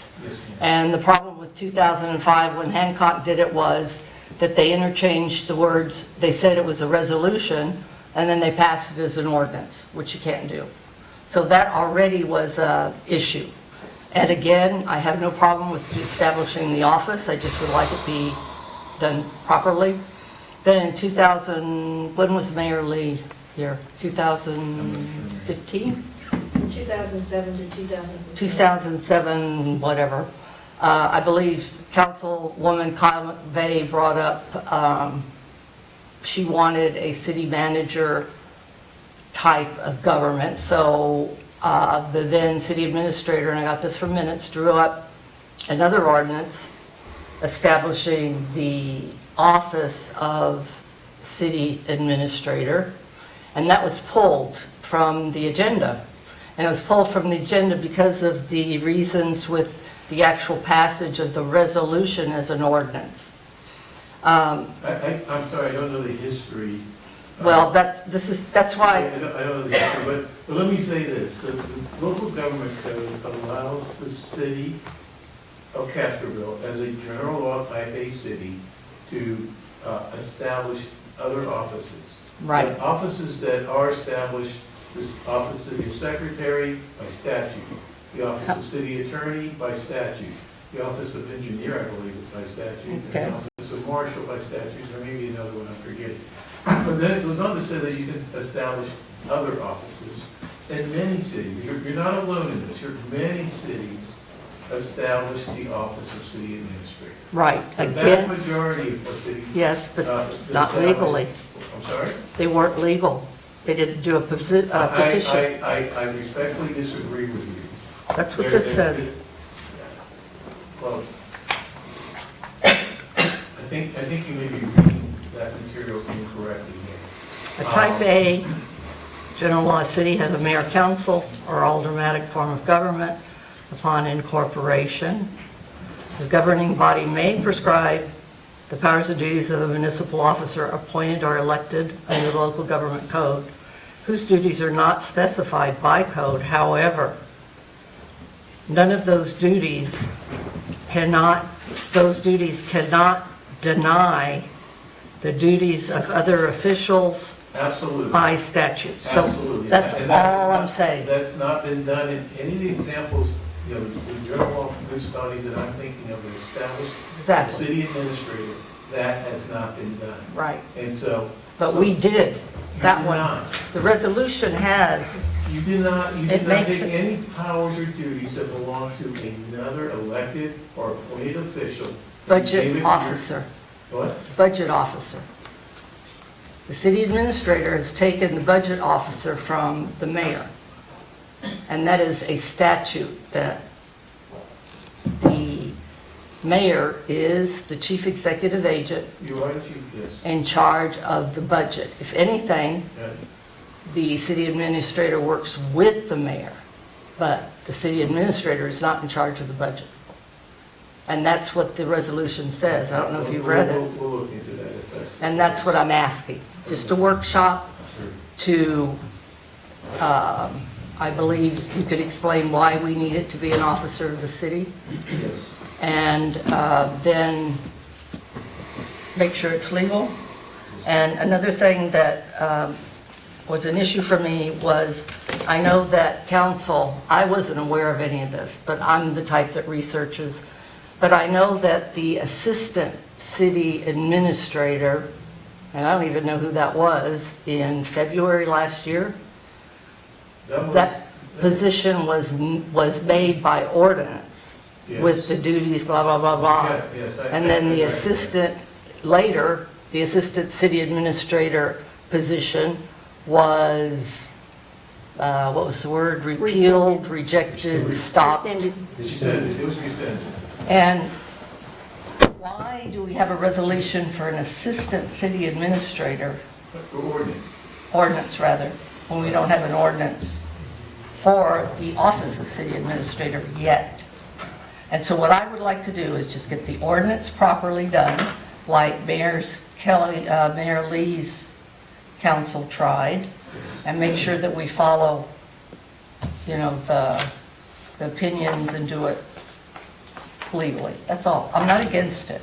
I just want it to be done Yeah, legally. and it's a policy decision of you and the council. I Exactly. just wanted to make it clear that having a city administrator, many cities have a city administrator, and many city administrators do a lot of the executive duties throughout the state in general law cities. But that's because it's not defined in the statutes.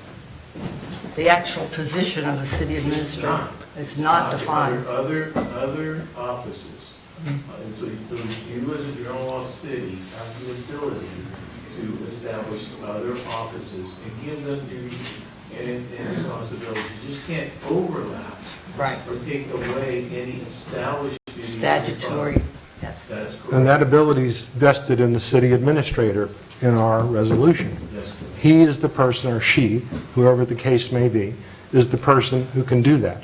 Are we going to have discussion on this, the rest of us? No, we need to have a workshop. Well, I mean, tonight, it says discussion. It doesn't say just for you. We get to discuss it, and I'd like to discuss it. I imagine the other council members would like to discuss. You've just talked about it for 15 minutes. Councilman Dyer, what I'm asking simply, which you seem to disagree with me, That's what I want to is discuss. that it be done legally and I properly. want to discuss it. Are we going to have discussion? It Well, what says, discussion would it be? You don't want to do it legally? discussion and appropriate action. When are we going to get to discuss it? On the workshop, No, it's on tonight's agenda. for our workshop. It says discussion and appropriate action on scheduling Yes, sir. a special meeting. Okay, when are we going to have that discussion? Now, Good. I am Okay. just telling you why Okay, I would fine. like the meeting. When you're ready for us to discuss, would you ask us? Of course I will. Thank you. Thank you. Okay. So now, after I kind of gave you a summary, my talking points of why I would like another workshop, because we already had one, which we were paid for, I bet. But I would like to schedule another one, and I think Deborah gave us a calendar, It's in your and packet. that is It's a March calendar. March calendar. So if I could get you guys to look at it and give me your input. It's for a meeting, and we also need we need our city organizational chart, which would also impact the authorities, duties, blah, blah. The city organizational chart should be done by the city administrator, not the mayor. I'm not doing it. Well, you're the one that put it on here. It says Mayor Sontley. I am giving you my request for a workshop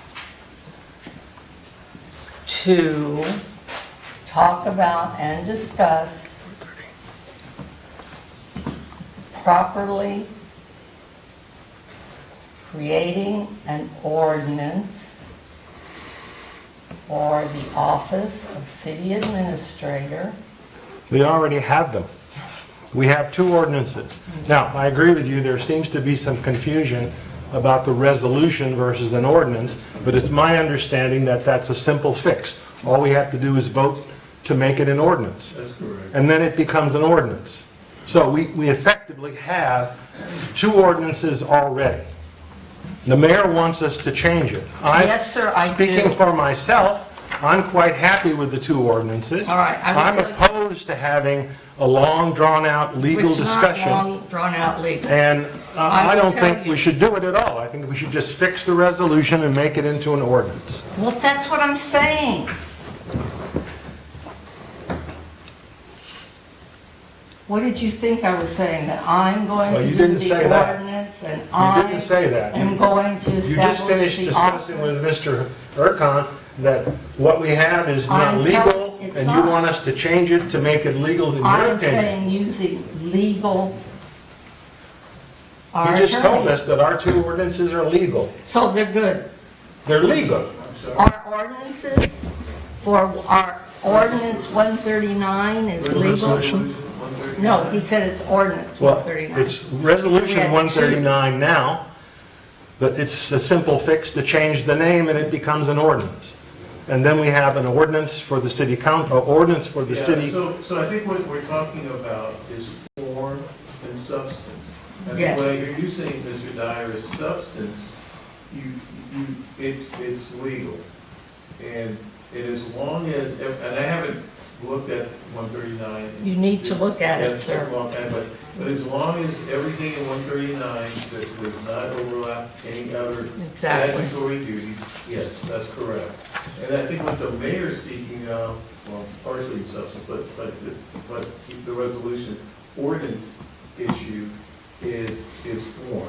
Because in the local government code, where it talks about other officers, it talks about creating the office by ordinance. 139, I think, just assigns the duties of the city. And authority. But is there not an ordinance establishing the office? No, that's included. Oh, that's included? No, it's not. Okay, so you could simply have an ordinance establishing the duties. First, you have- Well, I think we're getting way off topic here. That says we're discussing and appropriate on scheduling a meeting, not, and that, I mean, what we're talking about here would be talked about at the meeting, so I think that, Okay, I'm sorry, I thought I was trying to answer the question. I'm just saying, according to what you said when we were looking at, when we're looking at the agenda, we're getting off of I could- what the agenda says. Well, I think there was a debate as whether or not the workshop was needed, and we were trying to answer those questions, but So- the desire of the council is, So you don't think we need it? oh, it's up to you whether you need one, I'm just trying to answer questions. You're the lawyer. It's a resolution that was passed as an ordinance. Resolution passes an ordinance with a saving Oh, clause. okay, so that's the point I was trying to make as far as form and substance. What Mr. Dyer suggested was that if you create the office by ordinance, and you give to that officer the duties and responsibilities, say because you can create the duties by resolution. You just have to create the office First. by Right. ordinance. And so you can simply do that by ordinance. I think that's what Mr. Dyer was saying. And that solves the form part. Now, there's substantive issues that need to be addressed. Right. Because this resolution has a savings clause, which you know what a savings clause is. Yes. And that means that it is not, does not validate any of the issues. If they are not valid, the rest will be valid. Or if that's not valid, the rest will be valid. That's correct. I would just like it to be proper. That's all I'm saying. It's not. Anyway, all right. We have this argument later. It's not an argument. I'll give you the papers I have so you can see the history. All right. So are we going to do it or not? Can I get anyone to have a meeting with Resolution 139? And Leroy will show us the organizational chart and chain of command. I noticed that the calendar shows that the meeting on the 10th and the 24th are scheduled for 4:30. That's for incorrect. you? I apologize. Okay. That's when you start. Okay. Sorry, it's at 6. Okay, that's good. But if we were to limit ourselves to a couple hours, if we could start that at 4, perhaps? Oh. Well, Before- Mr. Dyer, Mr. Byers is the one that. Okay. It's Y'all can a go ahead time and start it, crunch. I just won't be here. I don't know, I might be allowed in, I don't know. You won't be allowed in. Okay, Okay, well, so that's a suggestion. There's Mondays open, of course, if you want to have a workshop. You have the 9th, the 16th, and the 23rd, if you'd prefer to, or have it before the council meeting. That's what I was suggesting. That would at least give us, urgency to get the meeting done in a period of time. because we could do the ordinance establishing the office first, and that's simple. And then we could go back and do all the other stuff to make sure it didn't conflict with the statutes. Yeah, and so, I'm not trying to dissuade y'all from doing one thing or another. I'm just going to point out, the form and substance, if you're really going to do the ordinance and create the office, That's it. I don't think there's a lot of debate about that No. that needs to be kicked around. You can just put that on an agenda. The meat where you're going to be, you would need a workshop is to talk about what the duties of Right. that office is. Exactly. And we just had a workshop discussing Resolution 139, the duties. Get it ready. And it's very clear. No matter what he does, it has to come in front of council for us to approve. The establishment, yeah. So, Yeah. so the duties are in there already in 139. So I don't think there should be a workshop if we are just doing the ordinance to create. All right, let's just stop here because I need to discuss, I will take this off until I've talked to the attorney. We'll just take it off for now until I've talked to the attorney because your interpretation of it is not totally, we'll talk about it later. So I will take it off. All right? Okay. Well, that was fun. The next one is our Parks and Rec Director about 4th of July, scope of event.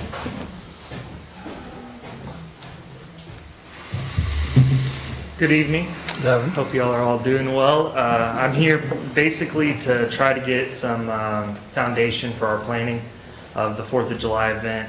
Currently in our designated hot tax funds, it was $5,000 for the 4th of July event. Really, I wanted to take this issue to y'all and just see if there was an expectation or maybe some kind of guidelines y'all would like to go to. I currently have not been here when we have had a city functioned event, and really I wanted to bring it to y'all. I know with our budget and a lot of other projects taking precedence in the city, there wasn't too many funds donated to this, and I know that there was an issue last year. We waited too long. We're in that threshold. If we would like to plan something with the designated funds, we could move forward with the project. If not, we could look at any kind of avenue that y'all or the citizens would like. What's Chamber of Commerce doing?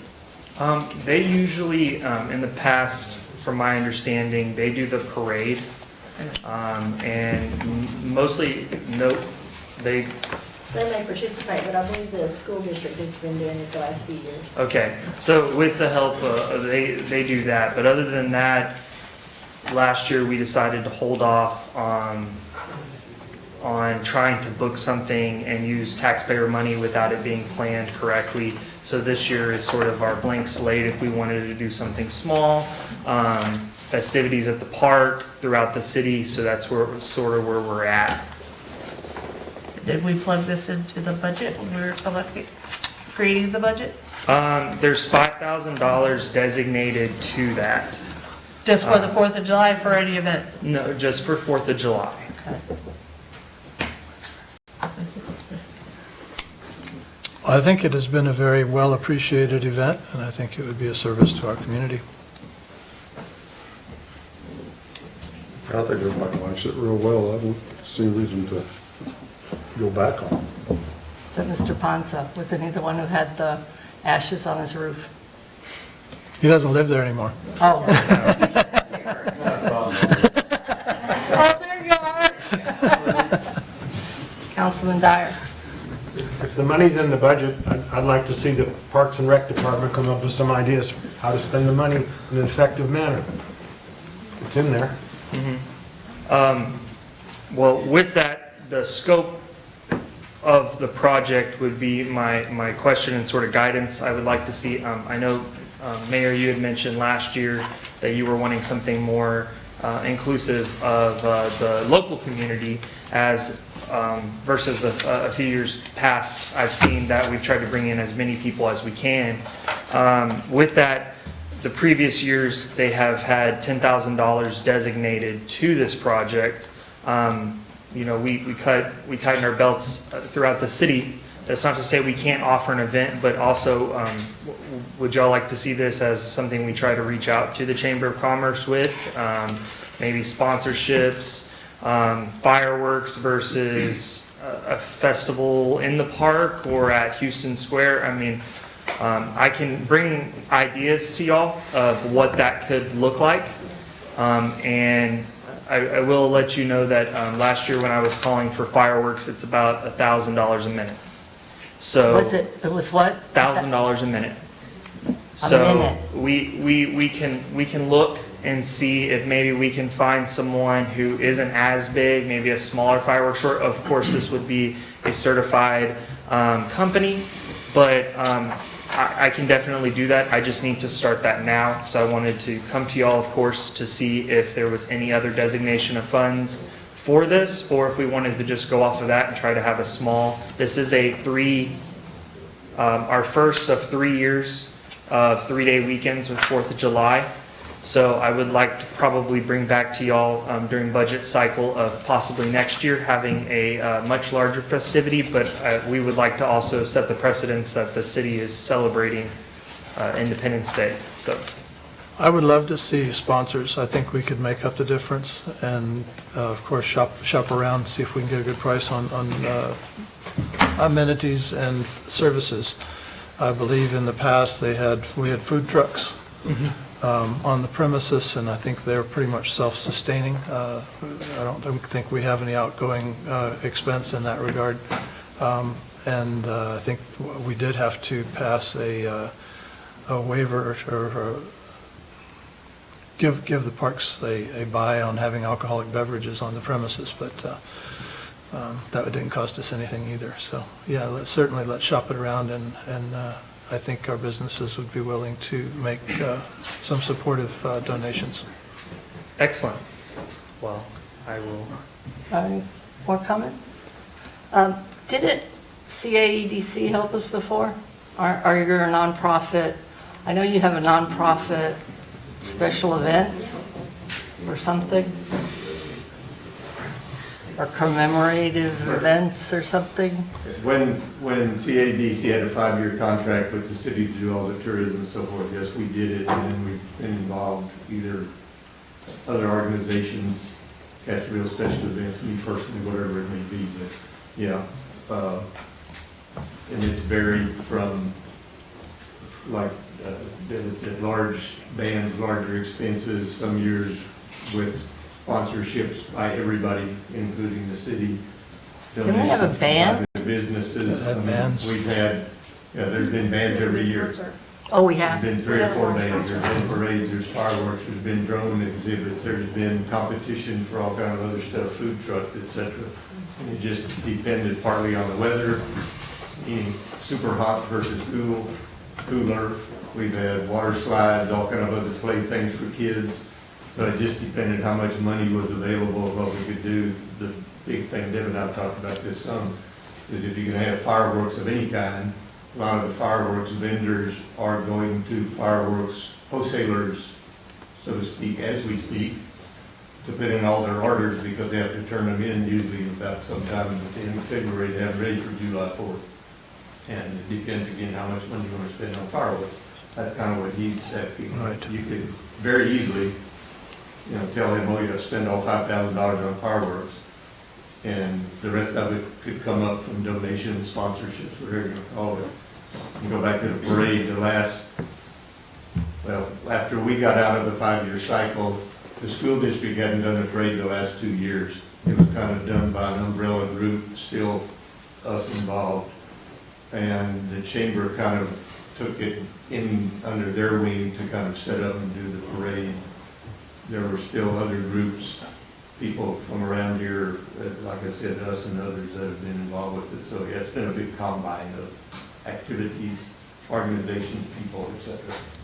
And citizens too, correct? That's all, Didn't they they're all help? citizens, they're all groups from town. Yeah, I remember. Friends of Regional Park, there's groups of the chamber, the school, some, us, some, another organization called Castroville Special Events. It's all local citizens, it's not anybody from outside. But it draws people from all over the countryside because they want to come to see music and fireworks. No. And who was the parade route person? I remember that was the Garden Club way back. Was it? You're looking at her? You just did volunteers. It was just on, And so when they decided, so to speak, to retire and gave it to the city, that's when we got involved with it. And the school district did it for several years, and then the people from the school district that were doing it took jobs in other school districts or elsewhere. And that's when the chamber decided they wanted to kind of jump back in and try and do something. Because I know DRT would be interested, and I'm sure Castro Colonies would. And it's just, so we could get everybody together? You guys get a... I can definitely reach out.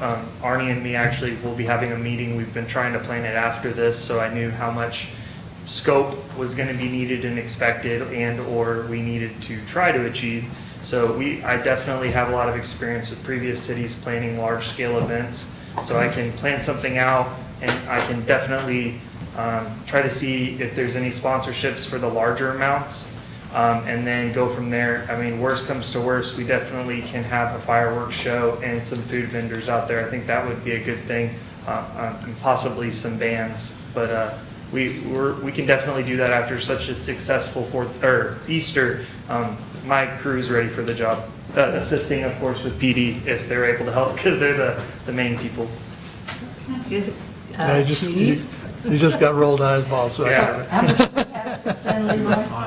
5,000? And that's from contingency? I believe it's from y'all special activities budget and. Special activities. The 5,000 is line on item. the budget. It's a one, yes. Hot funds? All right, so That's where it's discussion. always come from, as long as. But the we'll city kinda certainly jumps maybe in. come back at the next meeting with some ideas, so thank y'all. Yes, yeah. So that's- is council good? Yeah. All right. It's gonna Thank be you. fun. Thank you. Let's do it. And now we have staff updates. First one will be our Community Development Director. You're the director, right? Community Development Director. Good evening, Council. Brianna Soto. Sorry. Good evening, Council. I just want to give you all a quick update on some things that my department's been working on. The first, big news at Whataburger. They're planning on opening on March 23rd. That's if weather permits and construction permits, so that should be the day that they should open if everything goes good. The next one, donut shop. I'm sure y'all have all seen it torn down on the side of the road. What they're planning on doing is putting a shopping center, just a 3-lease shopping center. So that should be going up probably pretty quickly as well. So it won't be a donut shop? They'll still have the donut shop there with the drive-through, but Other it'll only stuff? be one section of that 3-lease center. Oh, cool. The next one is Country Village. Right now, we're waiting for the engineers. It's the ball's in their court. We're waiting on a resubmittal, so hopefully we'll get that from them in the next couple weeks and start moving forward with this. And then the last one is code enforcement. We attended a 1-week course, code enforcement class, me and Curl, and we'll be able to take that test in the beginning of April. It was a new class, and right now we're working on our standard operating procedures to show, so we know what to do whenever we run across code violations, and we have a standard procedure to do those. Are you working with the chief on nuisance codes? Yeah, we've been Right. working with the Ashley and the chief Oh, great. on things, kind of overlapping things, so we all are on the same page. And will Curl be able to give citations? No. Should just call us, we'll come do the heavy work for it. Okay. And you all know, you want to introduce Curl or tell us about Curl? She was our, Curl Brooks, she was our previous meter reader, and she got promoted to our code enforcement officer. She's been doing a really good job. I've already actually, for code enforcement, I've got compliments. So she's been doing a really good job out there and keeping a good eye on people. And she has good relationships with all the citizens of Castroville, so it actually works out really well. good, good. Any questions for Brianna? Good. Thank you. All right, thank you. Thank you very much. We appreciate these. Now we have John. Another update from myself and my group, the tree trimming item. We're going to have to go for bids for that item. It's exceeded the allotted amount, so we're going to put that out for requests. What is the amount? What is So more than likely, anything above 50,000 requires 50, us to go out, and more than Above likely, it'll be over 50,000, so we're gonna figure out an RFP on this. So, And I just wanted to let you all know, And so that would come back to us? in case you guys get yes. asked. Okay. When is that going to happen? We're gonna have to we're gonna get a scope of work, post for a couple of weeks, rank and score, and then come back and recommend to y'all to accept them, so it'll be Perfect. maybe about a month or so. Yeah, I started on Wednesday. Yeah. Very good, thank you. Devin, yours, streets. Back again. All right, so, streets, where we're at. Currently, we are moving ahead on a lot of our planning. I'm working with 4 contractors right now on getting some solidified prices for the avenues of repair for our roads. Not all of our roads, like I've come to y'all before, are like River Bluff. They need to be completely redone. So what I'm trying to do is get an idea of what the city can afford in those avenues, and then move forward on that. The quoting process is a little slow right now because everyone is busy, but now the temperature has slowed us down. So once I have more information with that, we'll go from there. I am waiting on a few quotes on some of our other projects, repairs, crack seal. We have a couple areas in town that aren't needing to be repaired with completely being redone. There's a crack seal method, so we're working on that. It's much less expensive and it's an immediate relief that we can have. I would expect to start seeing some of the contractors throughout the city. It's below our bidding threshold, so within the next month and a half, depending on our weather, they need it to be about 50 degrees. So up until now, it would have been any day. So just be aware, they'll be going on that, and then if we can get a list of them, I'll bring them so y'all can understand. Alsace Avenue, yes. Sorry. So the 4 contractors, not as a composite for the requirement for 50,000, each one of them is separate. Correct. So like Okay. anything above 30,000 needs. So we don't need to go out. Correct. Because they each have their expertise.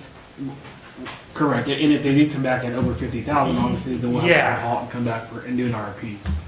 What we're trying to do is, before there had been one set method of repair for the roads, and right now I'm trying to get as much information as I can to make sure that we're getting the correct care for the road. Good. I mean, we've looked at stuff in the past where it was, to redo one section of a road, you're looking at $60,000, $70,000. With the help of the county and some other professional engineers, they're showing us that actually some of these roads, we don't need to do that. We can do another method, and because of the way these old roads were built, they were built to be, last a long time. They weren't built the same way that some of these are now, and we're hoping to utilize, piggyback on that good engineering per se, and continue on that. So I'm just trying to make sure we don't just start throwing money in. And also, this isn't the right temperature to do a lot of the repairs, so we're not dragging our feet for any other reason than to make sure we're prepared. Are you using the street assessment that we did? Yes, we also, I That's have my helpful. guys currently updating some of the old ones, because there was some that were in non-critical phases that are now critical, and some that were on the edge that are still on the edge, so we're trying to look at that. We have had, Alsace Avenue was one of the roads that was brought up to our attention that needed some major repair. With the help of the county, we've already figured out underneath the bidding parameters actually by the contractor, and with the county's help, so of course with our interlocal agreement, we're looking at material costs of about $30,000, but that road was supposed to be started this month, but unfortunately the county's getting tied up with the project in Hondo, so we're looking at the middle of next month. I just had a meeting with them today. They're still eager to help us, and that will be to redo all the way from the church, all the way down to the edge of the cemetery where it curves. It'll go all the way down to, it's actually the gentleman who lives there, Mr. Lehman's property, and it'll turn all the way back to, is that Algiers? Geneva. Geneva, thank you. And that will be redone. Wow. And that is a significant amount of savings, and that's why we're trying to use the council's help, or the county's help. We did just purchase a road striper. That is to help with the limit lines, which are our safety lines and stop signs. This is just another avenue for people to help us with safety lines so people know where to stop so they're not blocking the intersections. It's something basic we can do to help create a more safer environment, and then also a lot of our other safety lines throughout the city that we're not currently keeping up with, school zones, stuff like I that. can't see 'em. We can paint those on a regular basis, not regular basis, but on a very Periodic. Yes, periodic schedule. Other than that, we have a contractor coming out next week to actually give some training to our guys on some more advanced techniques on road repair and maintenance. So we're really appreciating that help. It was an offer that was done, and so we're hoping that will help extend our resources and add to training of these guys. But other than that, that's what we're looking at. You should start seeing a lot of really good movement in the streets in early summer. Yay. With the heat. So And it's not just going to be one big Band-Aid all over everything. No Band-Aids. We're looking to fix some stuff, so, yep. Questions? Good? Thank you. Thank you, Devin. Thank you. All right, so we'll go to update from mayor, and my only update is to, I read everything I can find, so I read the newspaper, and there's a public notice about the county court, commissioner's court in Hondo is having a public forum, open, whatever, on their subdivision rules and regulations, which I think is important because our property that's not in the city, I assume, is under the county rules, correct? Brianna? Yeah. So I think that any of you that can, it would be a good thing to go. It's a public hearing, February 13th at 10. And this is a draft that you can download from the county site under special, what is that called, Deborah? Public notice. Yes, they should have. And you can download the whole thing, and it's here. And I think it's a good, something you guys probably want to look at and maybe say something, because it will affect us, won't it, Brianna? Yeah, it could potentially affect us. And that's all I had on that one. Now we're going to recess into executive session pursuant to Texas Local Government Code Section 551.071 entitled Consultation with Attorney. City Council shall convene in executive sessions to consult with the city attorney regarding pending or contemplated litigation on a settlement offer or a matter in which a city attorney under the state bar's rules of conduct is required to disclose confidentially to city council related to the contract for the East Side Sanitary Sewer Regional Lift Station project and associated performance bond with RAM 2 General Contractor and Old Republic Insurance Company.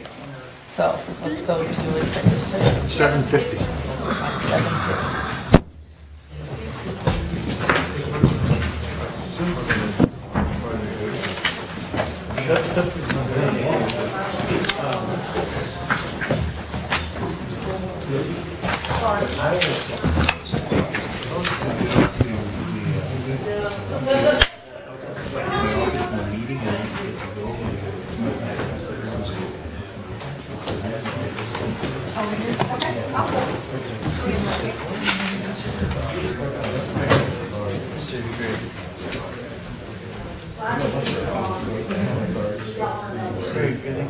Also, what were your thoughts on the discussion today?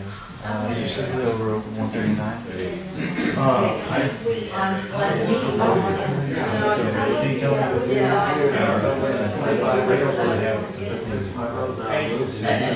They implement policy, execute policy, but we haven't gone for it. I'm glad I got the picture. So I really don't have any personal feelings about this.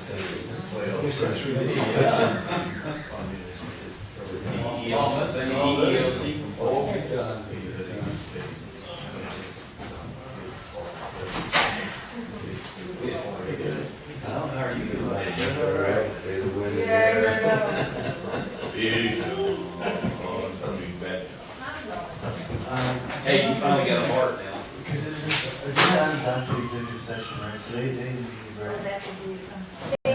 They stay in the executive session, and they come back out.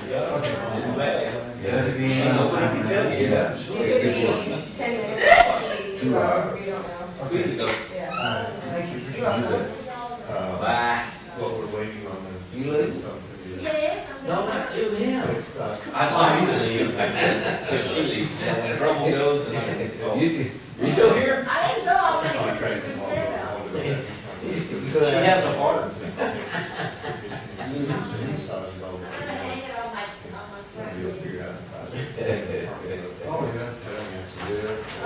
Happy Valentine's Day.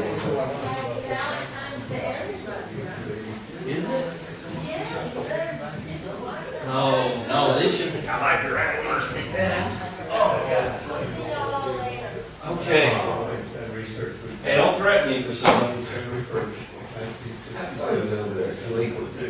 Hey, you keep me up past my medicine time, I'm gonna go to sleep on you. Same meeting on the they presented the plan to start thinking about citizens. Oh, citizens. Oh, wait. Yeah, look at bypassing all the towns in the county. Northwood, Castroville, south of Nutley, south of Huntsville, south of Madison, come back in. In the newspaper report.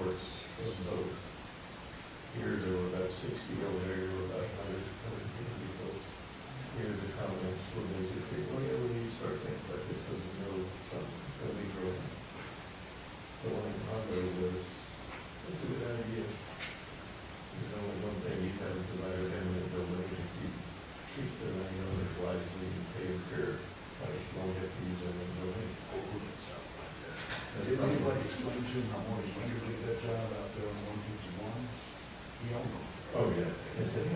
Bastard.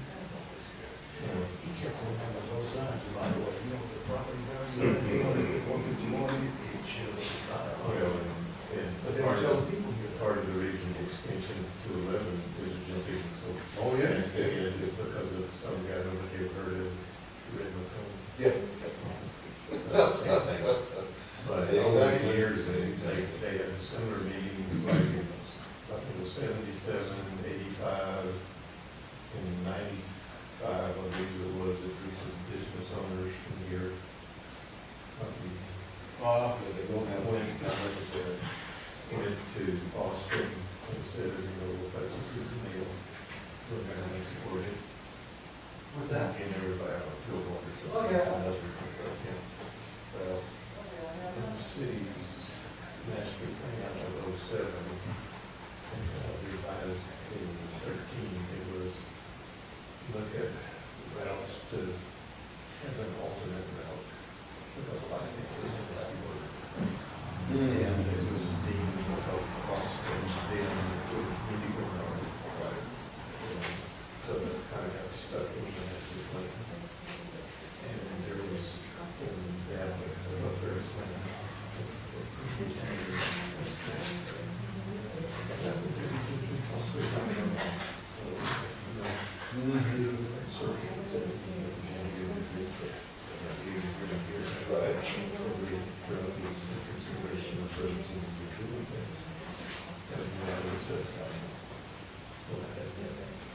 So we have,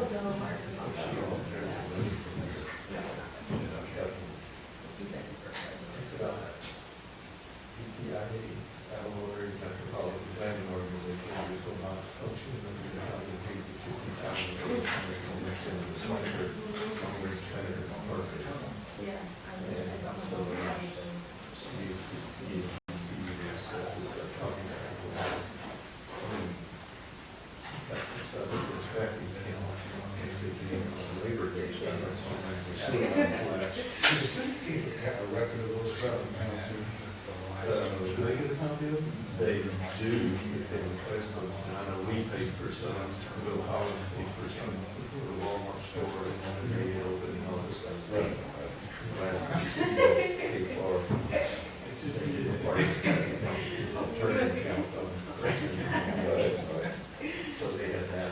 And anyway, now, because of some of the county subdivisions going in, a lot of them are driven because of some of the county subdivisions going in, they started being more talking about the thoroughfare. And we're going to be like that. And you're aware of it, here's the city and there's jumping in, maybe it's in the future, it goes out there. So those are starting to say, well, we don't need our property. We have some designs, but the county's doing this and this and the other, we couldn't buy some of the popularity to it.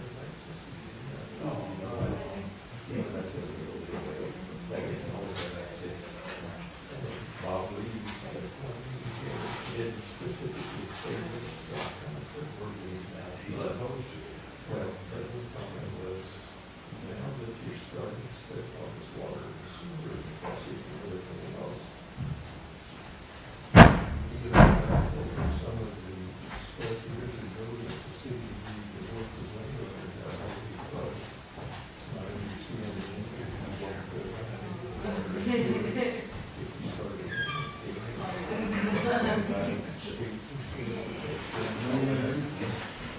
so people are cheers.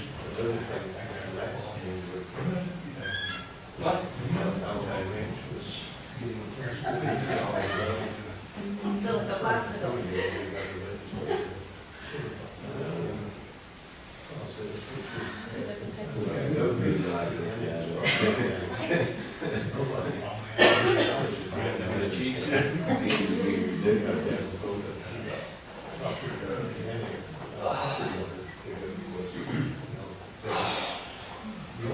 you can ask for a vote. Oh, they say you want part of it. They want to vote.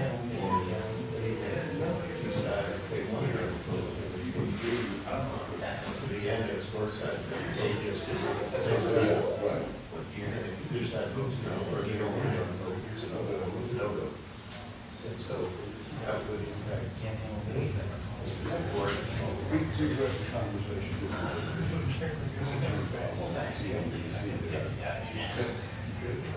Model in the final, the state says. How they did that?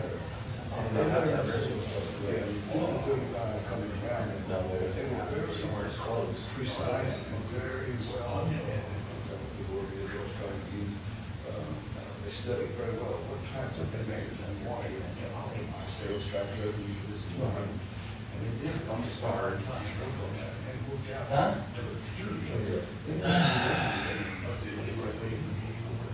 Yeah, what? Part of that is that that's unacceptable.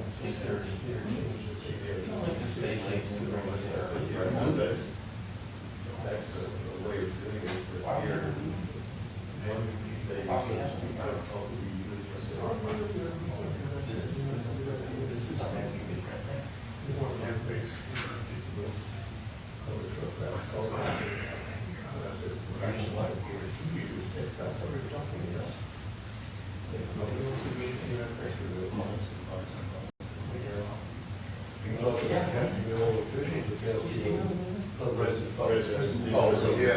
Okay.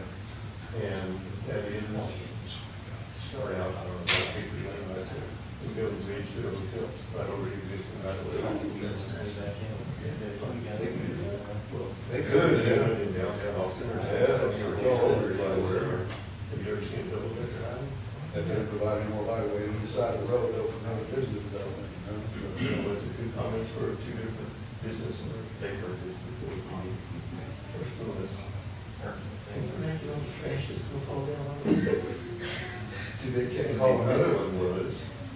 God, it's gonna be noisy downtown. Oh, yes, sir. I said, that's what you're worried about? You can't exit, obviously, out there somewhere because people have yelled at them. The rest of it is straight over something. You never hear some reason. Call me every time.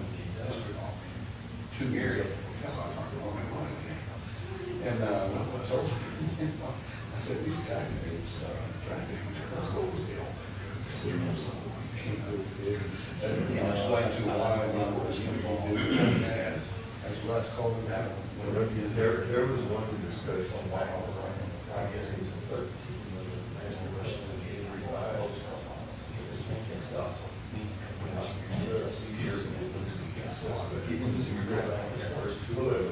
right, that's what we did. You still haven't go to the bank, what was this one, the big one? 6 days across the county, between 86 all on the. Is that what it's at? First session. Oh, okay, yeah. Put it on back. Are you sure it's your name on it, Bob? If you keep, whatever.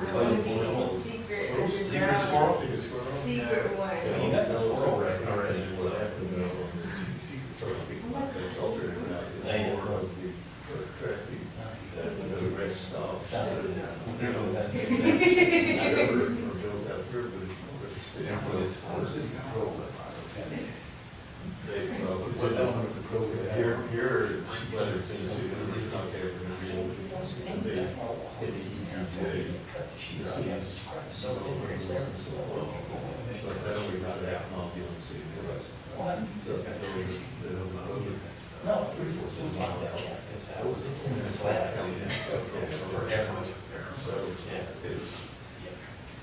kind of getting all this specific. I was like, sitting there, I was doing the one door there. I wanted to be one of the 2 or 3 others in this picture.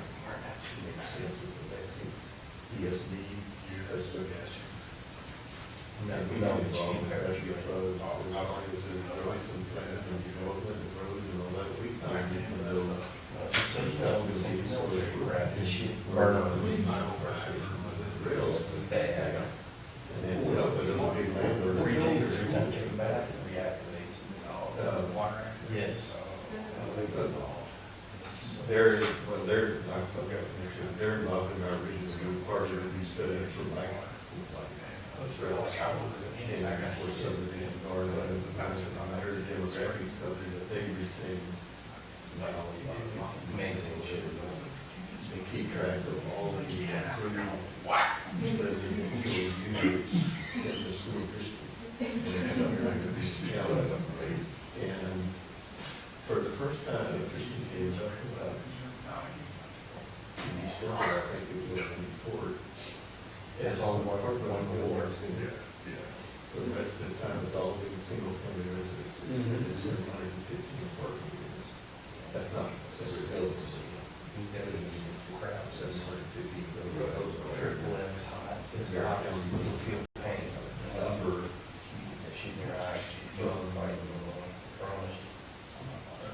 Last February, those units is distributed for 470, something like that.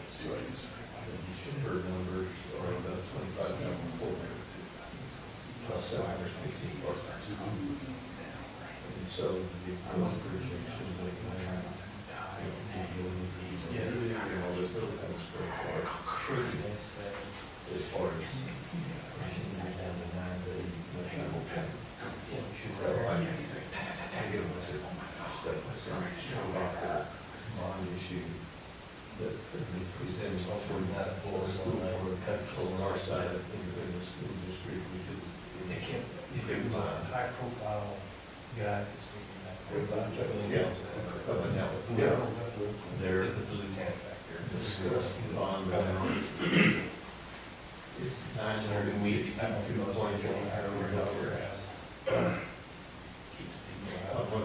can hear the shot of the water. But it's building like, I can smell the pepper spray where I was used. He's like, you're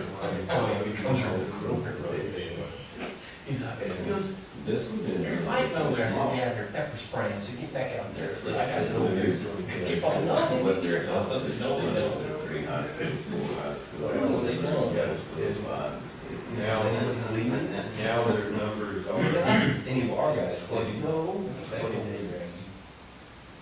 counting the new elementary that was supposed to have official ground. I walked around the park, 20 minutes after it's over, you can still. That would be the 5th elementary. There's 2 middles and there's 1 high.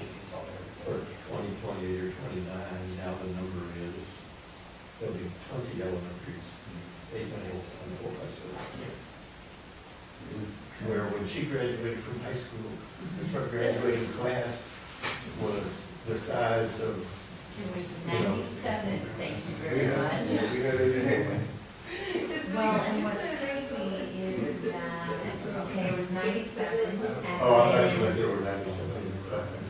Yes, there were 97. No, it was not my, I did not graduate from high school in 1997. I don't think I would carry it out. There were 97 kids, but then 18 years later, when my son graduated, there were 200. But still, it took all those years to double. And then when my daughter graduated 8 years after that, there was 300. So it has just been I think next year, if I remember right, it's going to be a little over 600. And then it just keeps getting bigger. And she just graduated in 2008. So from there, that was 10 years ago. It was 200. But I don't, almost 300. Yeah, they just bought 4 temporary buildings to put it Lucky Ranch. And I don't know. Yeah.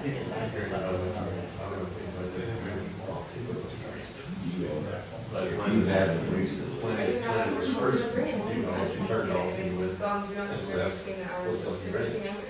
the school was and all that kind of stuff. Well, now if you go in and you look, it's left, choke full. And now it's over on this side of the wall, which is, when they get finished, I remember it's like 3,700 houses will be there. Kind of like I used to haul hay on Stevens Ranch out there, now they're turning into Redwood Ranch, and houses all over the place. And, when 211 gets open, the rest of the way, what's it cost already approved on the books of federations. What are we paying on? There's another commercial that the county paid for your, it's the county.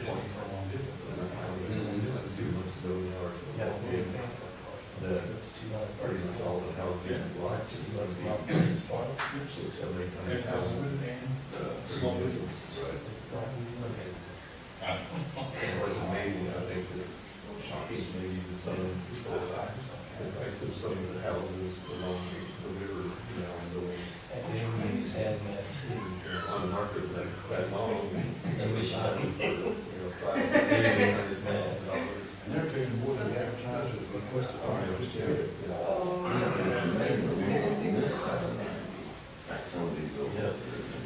Oh, yeah. Burn down one day,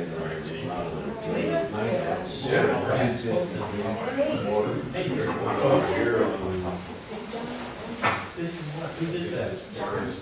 Oh. And this one is Oh, yeah. He didn't go home too, but they just. Didn't he go back to the? Oh, yeah, his coat's right here. Well, just make sure, I guess. Yeah, he's probably in the meeting back there, isn't he? Yeah, I guess. 397 or something. That's still has no rammer. Rammer.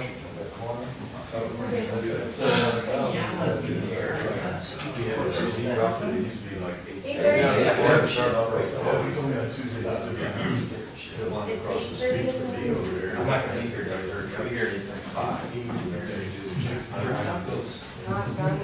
better have some. Good night, guys. What do you mean, Brianna? Oh, no, I'm See how good. she is? She starts She at feels like my 7. baby. They just said, well, we'll just throw that out there. Somebody bites, I think they rock house. Did she have it going? Yeah. Oh, I love walk right in the garage. Roll around, I'm sure. Yeah. Oh, how many blues trapped, he's trapped lunch. Yeah, it's crazy, the cost is ready to start, so the side. Just call me when you see him in the traffic. I'll take care of it. You know, they're stirred up and they're stirred up and they're spraying everywhere. Past ADZ, over Cody, between Queasy Road and that. I was talking to Terry Dickerson the other night. Yeah, definitely. That, he said, oh, yeah, we got 7 out already, there's 7 more.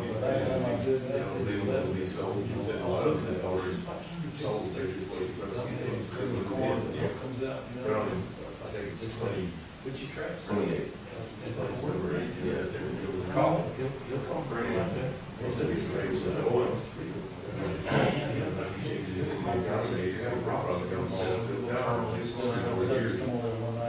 Hang on, in like 6 or 7 years, that's what's gonna happen out here, they would get the water and all that. I'll tell you what, if you want to see something. Oh, she was here now. Okay. Yeah, where the new school is. Have you gone through this? Start at the front and do a couple of these up there, and then go to the very back, where they start at 1:30. Yeah. And make you cry. Them houses, I'll say them for people. Them houses, I know they're legal, they gotta be 5 feet apart. There is no yard, there is no parking, but you can't park the car in the driveway because it ain't long enough. I mean, them folks, that's criminal. That's criminal. They buy them. Yeah. Somewhere out here, when I was coming back from Seth, I went down to Beeville the other day, and it was. Prison? Why didn't you stay? Why did they check? They rejected him. Yeah, guys his age in there. Someplace there was a sign pointing this way, and it may have been off of. That is surprising. I think it was off of Loop 14, but when I came back up from there, rather than on 37, but it was, new homes are in 130s or something like that. It wasn't out this way. Have you, that one at 211, you go, get off the 90, get off, go to 211, you go to, look to your right, that development up there, that's another 130, and that's all, the school district.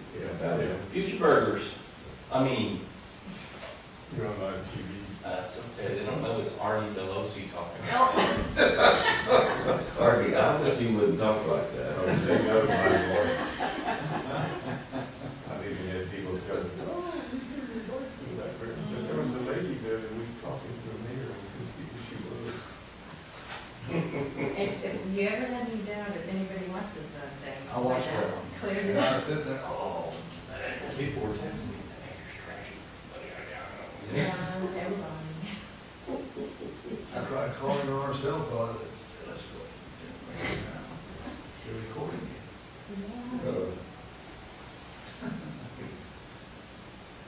I love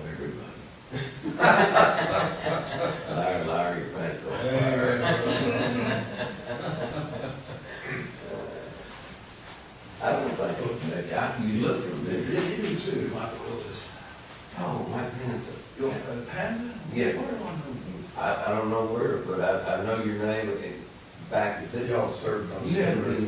been involved with the strip club. You were? Were you involved with the city like 15 years ago? I was on council back in 78 through 80. Okay, no, this would be after that. After that. Yeah. I bought out here in 93. Where did you work at? I worked at Southwest Research. Maybe that's where I've been from. I was out there in 82. I was there from, What division? Division 8. That's the same building. I was in Division 1 Bob Martin had out there. What was that? That was 16, I think. No, 8 was the engines. Yeah, it was that. Well, no, maybe you were at EG&G. No, I was at EG&G. That's what it was. Then I went to Exxon, then I went to Middlesbrough, so. When were you at EG&G? 67 to 70, then I went to work for Exxon. That's where I probably met you, I think. I was over there about 69, 70 times. Yeah, because when I worked for Exxon, first went to work for Exxon, I was here in San Antonio, and I used to make automotive research in the Southwest every day, checking. You knew Morgan Fox was. Oh, that's where I know him. Yeah. That goes back a ways. Yeah. Well, you know, Marvin and I and, I can't think of his name, that big dude. Larry Smith. Oh, yeah. And Mike Plunkett. We all went to work at automotive research within a month of each other. And everybody went in business for themselves. Yep. All four of us. I'll tell you. Foxwoods did pretty good for himself. Yeah. He had that track down south of here somewhere. I don't know exactly where it was, just right. Yeah. I was in the instrument lab. I used to go through the Hennis and the X-ray, check the X-ray machine out, the tires and all that sort of stuff. That's a long time. I was using my brain. And when the mayor made the comment about all the trash falling on some guy's house. Yeah. I mean, you like horsepower lifts. That was me. And what was the name, Marie, she didn't appreciate my comment. But you brought the evidence. Yeah, I did. Oh, yes. Yeah, I remember this. We're calling him, you know this guy? No, we did, I think I'm here for farm committee or something. Oh, we need to come down. I said we renegotiate for 9 o'clock. 9 o'clock? I'm talking to him about the meeting in the morning. No, 8:30. Tacos? Huh? Bring tacos? No, I'll be bringing. Yes. I want some Jello.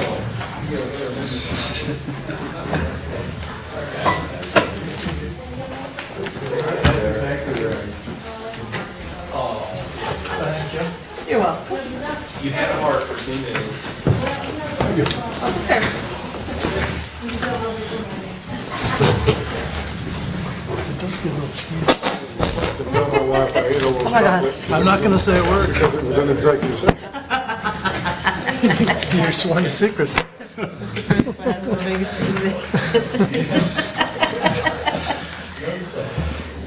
And we can't say a word either. Exactly. Ready? Everybody's back.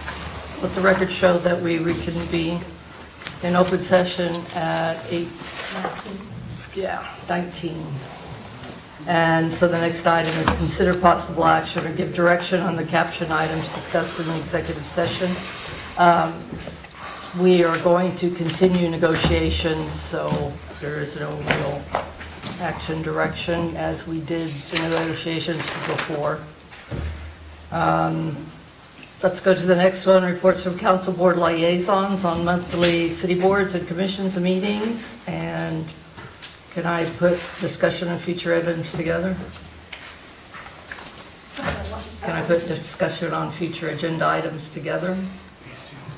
Oh, yes. Roll it I'm into sorry. one big Yes. ball of wax? All right. Councilwoman Martinez. Next planning and zoning meeting's tomorrow evening at 6 o'clock. So at our next council meeting, I'll have the update from that. As far as discussion on future agenda items, if we could get the city attorney to give us an update on what's going on with 2211 Geneva, Yes, ma'am. please. Oh, yeah. Because nothing's been done. Yeah, I'll give it Cindy. Oh, I might just have Cindy come in. Yes, sir. Yes, sir. That way we can just